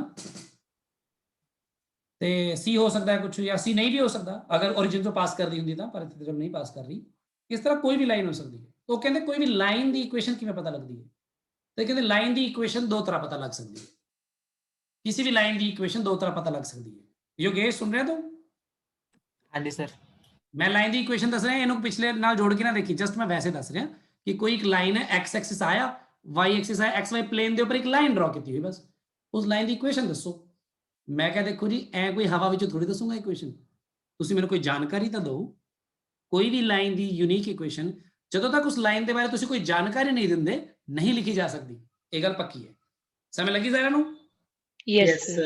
सो मैंने कोई जानकारी दो, हुण कहते जानकारी की दईए, मैं क्या कुछ भी दो, उस लाइन के ऊपर कोई पॉइंट दो, उस लाइन की ओरिएंटेशन दो, तो लाइन के बारे की दस्या जा सकता। एक तो लाइन के ऊपर कोई भी एक पॉइंट दस दिता जाए अगर तुहानूं, let it be x1, y1, just कोई भी पॉइंट दिता जाए। दूसरी गल मैनूं जे लाइन दे एंगल दस ते मैनूं तुसीं फिर तुसीं कहोगे लै पॉइंट दसण दा की पता लग गया तुहानूं, पॉइंट तो आ भी लाइन पास कर दी है ना कि नहीं? Yes, sir. पॉइंट तो आ भी लाइन पास कर दी है ना। Yes, sir. ਤੁਸੀਂ ਕਹੋਗੇ ਲੈ ਤੁਸੀਂ ਜਿਹੜੀ ਲਾਈਨ ਪੁੱਛੇ ਸੀ ਉਹਦੇ ਬਾਰੇ ਕੋਈ ਇਹੋ ਜਿਹੀ ਜਾਣਕਾਰੀ ਦੱਸੋ ਜਿਹੜੀ ਉਸ ਲਾਈਨ ਦੀ ਹੀ ਜਾਣਕਾਰੀ ਹੋਵੇ, ਯੂਨੀਕ ਹੋਵੇ। ਤੁਸੀਂ ਮੈਨੂੰ ਪੁੱਛੋ ਸਰ ਤੁਸੀਂ ਕਿੱਥੇ ਰਹਿੰਦੇ, ਮੈਂ ਕਹਿੰਦਾ ਲੁਧਿਆਣੇ, ਆ ਜਾਓ, ਆ ਜਾਓਗੇ ਮੇਰੇ ਘਰੇ? Ludhiana No, sir. No sir. ਐਡਾ ਵੱਡਾ ਲੁਧਿਆਣਾ ਵਾ, ਯੂਨੀਕ ਐਡਰੈਸ ਹੋਣਾ ਚਾਹੀਦਾ ਨਾ ਮੇਰਾ। ਤੇ ਉਸ ਤਰ੍ਹਾਂ ਕਿਸੇ ਵੀ ਲਾਈਨ ਦਾ ਯੂਨੀਕ ਇਕੁਏਸ਼ਨ ਹੋਣੀ ਚਾਹੀਦੀ ਹੈ। ਜਿਓਮੈਟਰੀ ਦਾ ਸਭ ਤੋਂ ਬੈਸਟ ਰੂਲ, ਸਭ ਤੋਂ ਬੇਸਿਕ ਰੂਲ ਇਹੀ ਆ ਕਿ ਕਿਸੇ ਵੀ ਸਰਕਲ ਦੀ, ਲਾਈਨ ਦੀ ਯੂਨੀਕ ਇਕੁਏਸ਼ਨ ਹੋਣੀ ਚਾਹੀਦੀ ਹੈ। ਤੇ ਕੱਲੇ ਪੁਆਇੰਟ ਦੇ ਨਾਲ ਤੁਸੀਂ ਲਾਈਨ ਦੇ ਇੱਕ ਪੁਆਇੰਟ ਤੱਕ ਤਾਂ ਪਹੁੰਚ ਗਏ, ਪਰ ਤੁਹਾਨੂੰ ਨਹੀਂ ਪਤਾ ਲਾਈਨ ਕਿਹੜੀ ਹੈ। ਤਾਂ ਉਹ ਕਹਿ ਰਹੇ ਨੇ ਤੁਸੀਂ ਲਾਈਨ ਦੀ ਸਲੋਪ ਪਤਾ ਕਰ ਲਓ। ਅਗਰ ਲਾਈਨ ਦੀ ਸਲੋਪ ਮਿਲ ਜਾਏਗੀ ਜਾਂ ਇਨਕਲਿਨੇਸ਼ਨ ਮਿਲ ਜਾਏਗੀ, ਦੈਨ ਪਤਾ ਲੱਗ ਜਾਏਗਾ ਲਾਈਨ ਕਿਹੜੀ, ਕਿਉਂਕਿ ਇਸ ਸਲੋਪ ਵਾਲੀ ਇਸ ਪੁਆਇੰਟ ਚੋਂ ਪਾਸ ਕਰਦੀ ਸਿਰਫ ਇਹੀ ਲਾਈਨ ਹੈ, ਹੋਰ ਕੋਈ ਨਹੀਂ ਹੋ ਸਕਦੀ।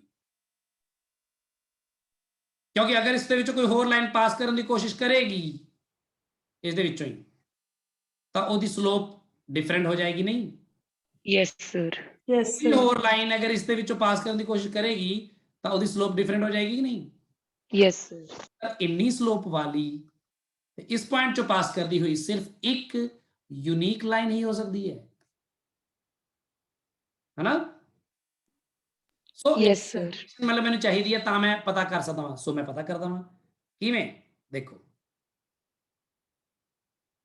ਇਸ ਦੇ ਲਈ ਮੈਂ ਤੁਹਾਨੂੰ ਦੂਜੇ ਬੋਰਡ ਤੇ ਲੈ ਆਣਾ, ਉੱਥੇ ਮੈਂ ਥੋੜਾ ਬੈਟਰ ਡਰਾ ਕਰ ਪਾਉਂਦਾ ਹਾਂ।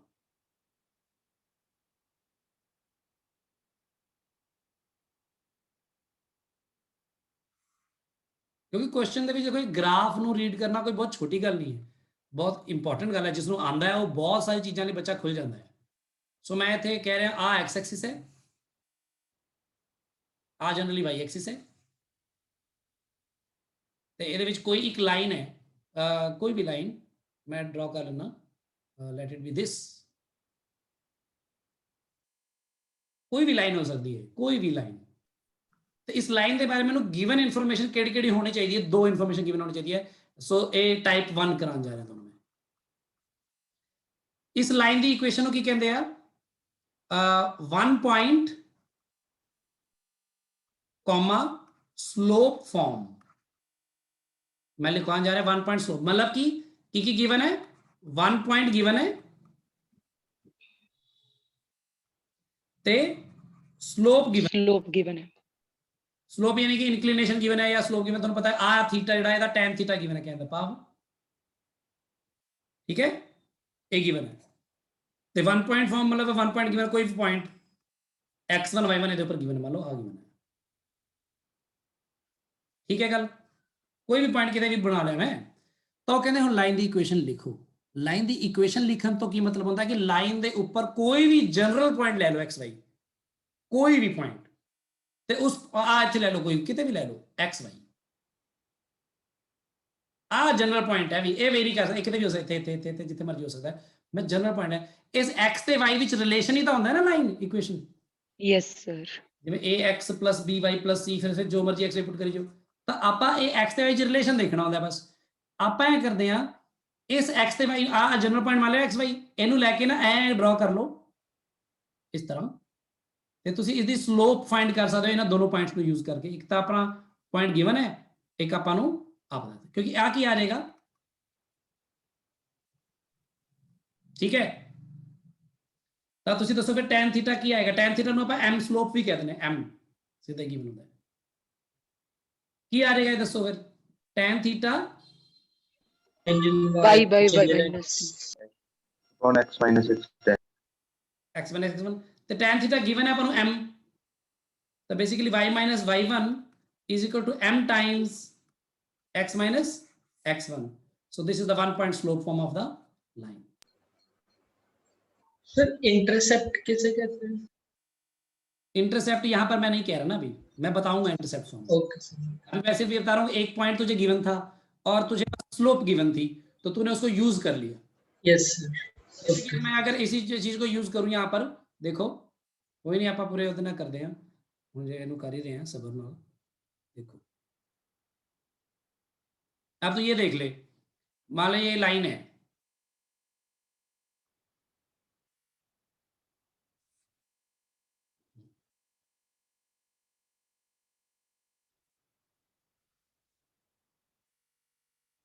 ਹੁਣ ਥੋੜਾ ਜਿਹਾ ਸਵਾਰ ਕੇ ਬਣਾ ਦਿੰਦਾ ਜਿਹੜੀ ਲਾਈਨ ਆਪਣੀ ਹੈ, ਕਿਉਂਕਿ ਹੁਣ ਮੈਂ ਪ੍ਰੋਪਰ ਕਰਨ ਜਾ ਰਿਹਾ ਕੰਮ ਕਿ ਮੰਨ ਲਓ 45 डिग्री ਤੇ ਹੈ, ਜਸਟ ਮੰਨ ਲਓ 45 डिग्री ਤੇ ਜਸਟ ਲਾਈਨ ਕੋਈ ਵੀ,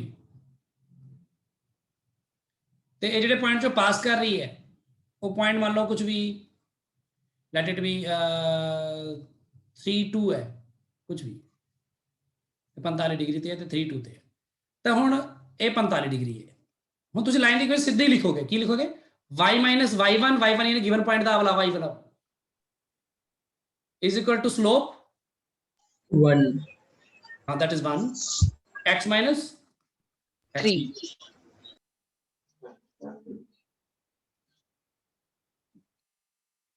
ਆ ਗਈ ਲਾਈਨ ਦੀ ਇਕੁਏਸ਼ਨ ਬਸ। ਹੁਣ ਜਿਹੜਾ ਮਰਜ਼ੀ ਪੁਆਇੰਟ ਲੈ ਲਿਓ ਤੁਸੀਂ, ਇਹ ਗ੍ਰਾਫ ਜੇ ਪੇਪਰ 'ਚ ਡਰਾ ਕਰੋਗੇ ਉਹਨੂੰ ਇਹ 'ਚ ਪੁੱਟ ਕਰਕੇ ਦੇਖ ਲਓ, ਸੈਟੀਸਫਾਈ ਕਰੇਗਾ ਹੀ ਕਰੇਗਾ।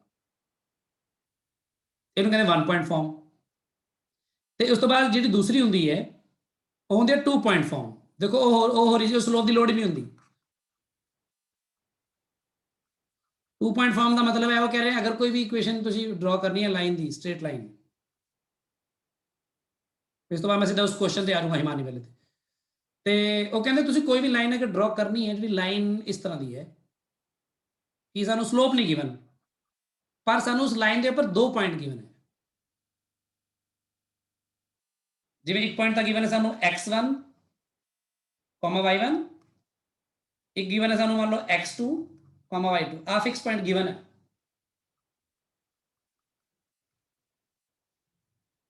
ਪਰ ਮੈਨੂੰ ਇਹਦੇ ਕੋਈ ਜਨਰਲ ਪੁਆਇੰਟ ਦੀ ਲੋੜ ਹੁੰਦੀ ਨਾ, ਜਨਰਲ ਪੁਆਇੰਟ ਵੀ ਕਿੱਥੇ,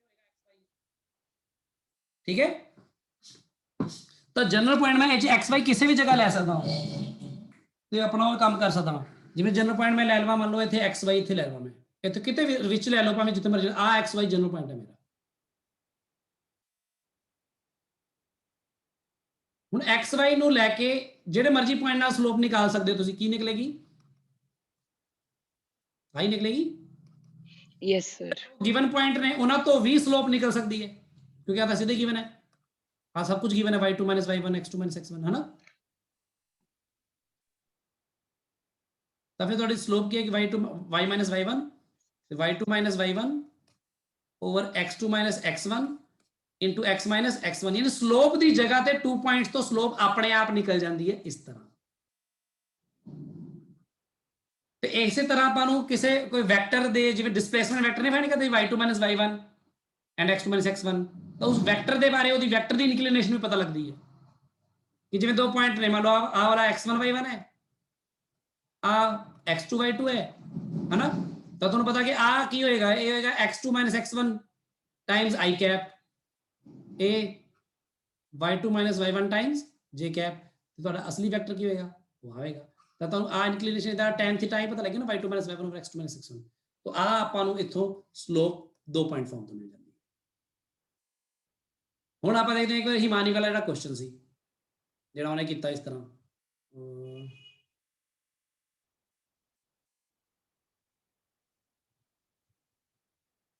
ਇੱਥੇ ਕਿਵੇਂ ਫਾਈਂਡ ਕਰਾਂਗੇ, ਦੇਖ ਵੀ ਯੋਗੇਸ਼। ਹੁਣ सॉरी योगेश ने या वैभव आ पॉइंट केड़ा Yes. Origin 0, 0. What about this point 20, sorry, 8,20. हाँ 8,20 या फिर आप इसको 0.08 कॉमा Yes, sir. 0.20 भी ले सकते हैं, है ना? Yes. तो बेसिकली आपके पास ये x1 y1 है और ये x2 y2 है, y2. यानी आप ये लाइन की स्लोप भी पता कर सकते हो। पहले स्लोप भी पता कर लो। चलो स्लोप क्या होगी स्लोप की, m y2 minus y1 y1 upon x2 minus x1. यही आएगा, है ना? Yes. क्या आ जाएगा ये 20/8. ये हो That is- गया 2/10. और 5/2. Yes, है sir. ना? या 2.5। 2.5. तो अब अगर आपको इक्वेशन लिखनी है यहाँ पे जनरल पॉइंट लेकर, उसको इसी पॉइंट के साथ कर लो ना, x0 0, तो y minus y1 is equal to slope x minus x1, y कितना आया 2.5x. ये हिमानी ने निकाल लिया था पहले। Yes, sir. तो y नहीं अपना a आया, सॉरी यहाँ पे a है, a है, हाँ सर, उतने की बात. Yes, sir. a आ गया अपना 2.5x। तो अगर मैं फोर्स निकाल रहा था, फोर्स मेरा कितना आया था, मास 10 है, तो 10 को इससे मल्टीप्लाई करो तो वो 25x आ गया, और साथ में dx आ गया, और x की लिमिट 0 से लेकर 0.08 तक आ गई। Yes, sir. अब आप कर लेना, सारा हो जाएगा। Yes, sir. तो और ये बहुत, मैं बताऊं, ये बहुत बेसिक चीज है। मैं बस आपको मैं मैथ दी क्लास नहीं ला रहा है, नहीं तो मैथ दी क्लास इस ਨੂੰ ਹੋਰ ਇਲੈਬੋਰੇਟ ਕਰਦਾ ਮੈਂ, पर मैं फिजिक्स पढ़ा रहे हैं इसलिए मैं थोड़ा बस आइडिया देता था कि Yes, sir. इक्वेशन लिखी जा सकती है, किसी भी लाइन दी इक्वेशन रैंडमली लिखी जा सकती है। ਸਰ हाँ जी, ਇਹਦੇ ਏਰੀਆ ਤੋਂ ਸਰ ਕਿੱਦਾਂ ਆਇਆ ਵਰਕ ਡਨ? नहीं एरिया तो आप एरिया तो वर्क डन नहीं आया, एरिया तो ADX आया अपन ਨੂੰ। ਇੱਥੇ ਆ ਏਰੀਆ A ਆ x ਹੈ ਨਾ, ਤਾਂ ਏਰੀਆ ਤਾਂ ਆਪਾਂ ਨੂੰ ADX ਆਇਆ ਬਸ ਗਿਵਨ ਲਿਮਿਟ ਦੇ ਵਿੱਚ, A ਆਇਆ ਬਸ। ਉਹ ਤਾਂ ਮਾਸ ਨੂੰ ਬਾਅਦ ਚ ਨਾ ਮਲਟੀਪਲਾਈ ਕਰਕੇ ਫਿਰ वर्क डन ਆਇਆ ਨਾ, वर्क डन ਦਾ ਐਕਸਪ੍ਰੈਸ਼ਨ ਜੋ ਮੈਂ ਪਹਿਲਾਂ ਲਿਖਿਆ ਸੀ। ਆ ਦੇਖ ਨਾ, ਓਕੇ ਸਰ। ਆਪਾਂ वर्क डन ਕੀਤਾ FDX, ਐ ਕੀਤਾ ਆਪਾਂ। F ਕੀ ਆ, ਮਾਸ ਇਨਟੂ ਐਕਸਲਰੇਸ਼ਨ dx, फिर m बाहर आ गया 10 किलो गिवन, ਤੇ ਆ ADX ਆਇਆ ਨਾ ਕੱਲਾ, ਤਾਂ ADX ਇਸ ਏਰੀਆ ਦੇ ਇੱਥੋਂ ਆਇਆ, ਉਹ ਦੱਸ ਰਹੇ ਸੀ। ਠੀਕ ਹੈ ਸਰ। ਠੀਕ ਹੈ, ਅੱਛਾ ਇੱਕ ਇਕੁਏਸ਼ਨ ਲਿਖ ਕੇ ਦਿਖਾਓ ਸਾਰਿਆਂ ਨੇ ਮੈਨੂੰ, ਆਪਣੀ ਆਪਣੀ ਕਾਪੀਜ਼ ਤੇ ਕਰੋ ਤੇ ਮੈਨੂੰ ਦੱਸੋ ਕੀ ਆਇਆ। इस तरह एक XY एक्सिस है, XY एक्सिस भी नहीं है बल्कि चलो XY ही लो पहला, अब Y है, Y एक्सिस है, ये X एक्सिस है, ਤੇ ਇੱਕ ਲਾਈਨ ਹੈ, ਉਹ ਲਾਈਨ ਜਿਹੜੀ ਹੈ ਉਹ 1 2 3 4 40 ਪੁਆਇੰਟ ਵਿੱਚੋਂ ਵੀ ਗੁਜ਼ਰ ਰਹੀ ਹੈ, ਤੇ ਇਹਦਾ 5 6 7 8 1 2 3 ਤੇ 8 3 ਵਿੱਚੋਂ ਵੀ ਗੁਜ਼ਰ ਰਹੀ ਹੈ। ਦੱਸੋ ਮੈਨੂੰ y ਤੇ x ਕੀ ਰਿਲੇਸ਼ਨ ਆਏਗਾ, ਜਲਦੀ ਦੱਸੋ, ਲਿਖੋ ਤੇ ਦੱਸੋ। ਇਹ ਲਾਈਨ ਦੀ ਇਕੁਏਸ਼ਨ ਚਾਹੀਦੀ ਮੈਨੂੰ, ਆ ਲਾਈਨ ਜਿਹੜੀ a ਤੋਂ ਵੀ ਪਾਸ ਕਰ ਰਹੀ ਤੇ b ਵਿੱਚੋਂ ਵੀ ਪਾਸ ਕਰ ਰਹੀ ਹੈ। Y is equal to 3/4x. y is equal to 3/4x। सो देख लेते हैं, तो मैं पहले क्या करूंगा, y minus 0 over x minus 4 कर लो, चाहे बाद में इन दोनों पॉइंट्स का आपस में ले लो, y2 माइनस y1 और x2 माइनस x1, तो y is equal to 3/4 times x minus 4 आना है। आपका कैसे आया वो, ये आएगा, या फिर कोई बच्चा ऐसे कह सकता है कि 4y Yes, sir. Yes. x minus 12, तो वो कह सकता है 3x minus 4y minus 12 equal to 0। ये इक्वेशन आई है, ड्रॉ करके देख लो, इसमें से पास करिए। अब इसमें 8 और 3 को पुट करके देख लो, देखो 0 आ रहा है, 8 3 24, 4 3 12, 12 माइनस 12 हो गया। 4 0 को पुट करके देखो, इसमें आ रहा है, x की जगह 4 पुट करो, y की जगह 0 पुट करो, आ रहा है 0। Yes sir. Yes, sir. यही मैं समझा रहा हूं, यानी आपको दोनों पॉइंट्स में से किसी एक पॉइंट को जनरल पॉइंट के साथ ले लेना, बाकी दोनों को ले लेना आपस में। जैसे अगर मेरा कोई बच्चा कहे कि नहीं मैं तो इस पॉइंट को लूंगा, मैं तो ऐसे करूंगा y माइनस 3 करूंगा पहले, और नीचे x माइनस 8 करूंगा, और इधर लिखूंगा दोनों पॉइंट्स को 3 माइनस 0 8 माइनस 4, तो भी वो सेम आंसर ही आएगा। देखो अलग अलग रहा है ना देखने में, देखो करके देखो, ये क्या आएगा 4y माइनस 12, ये आ जाएगा 3x माइनस 24, उधर ले जाओ 3x माइनस 4y, ये माइनस 12 देगा प्लस 12, माइनस 12 इक्वल टू 0। आ गया सेम इक्वेशन। इस बंदे ने क्या किया, इसने यहां पर 0.04 को ले लिया, इसने 83 को ले लिया, जिसको मर्जी ले लेना वो तो, और स्लोप तो ऐसे निकाल दी 2 पॉइंट फॉर्म में, 2 पॉइंट फॉर्म में। ਇਹਦਾ फायदा ਤੁਹਾਨੂੰ काइनेमेटिक्स हो सकता है, इसलिए मैं ਤੁਹਾਨੂੰ एक गल कराई है। वैभव कोई प्रॉब्लम इसमें अब? No sir. ठीक है ना। अब आते हैं तेरी इंटरसेप्ट पे। इंटरसेप्ट में क्या होता है, हमें किसी भी लाइन का स्लोप और इंटरसेप्ट गिवन होता है, उसको अकेला इंटरसेप्ट नहीं होता, वो स्लोप इंटरसेप्ट होता है। स्लोप इंटरसेप्ट पर वो नई फॉर्म नहीं है, इसी में से निकल आएगी। मान लो कोई लाइन है और वो लाइन ऐसी है कि उसका एक्स एक्सिस पर या वाई एक्सिस पर जो इंटरसेप्ट है वो गिवन है, ये वाई एक्सिस पर कितनी दूरी पे काट रहा है उसको, वो इंटरसेप्ट का नाम हम रख दे मान लो सी, तो ये पॉइंट क्या बनेगा, ये 0, c बनेगा कि नहीं? Yes sir. ठीक है। और लाइन की स्लोप मान लो m गिवन है हमें, यानी इसका tan थीटा गिवन है m, तो यहां 1 पॉइंट गिवन है आपको और स्लोप भी गिवन है, क्या बनेगी equation, y minus c x minus 0 slope, तो ये आ जाएगा mx, तो y is equal to mx plus, ये जब भी इस फॉर्म में आई लाइन तो यहाँ पे ये स्लोप होती है और ये इंटरसेप्ट होता है y का हमेशा। Okay sir.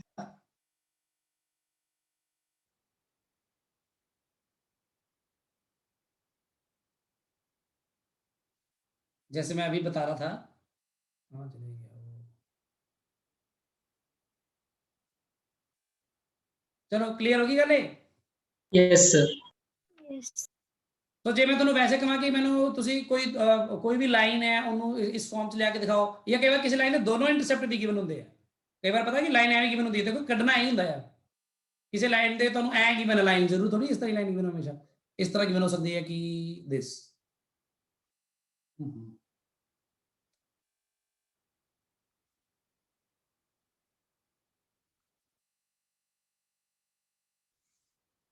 लाइन इस तरह गिवन है, मान लो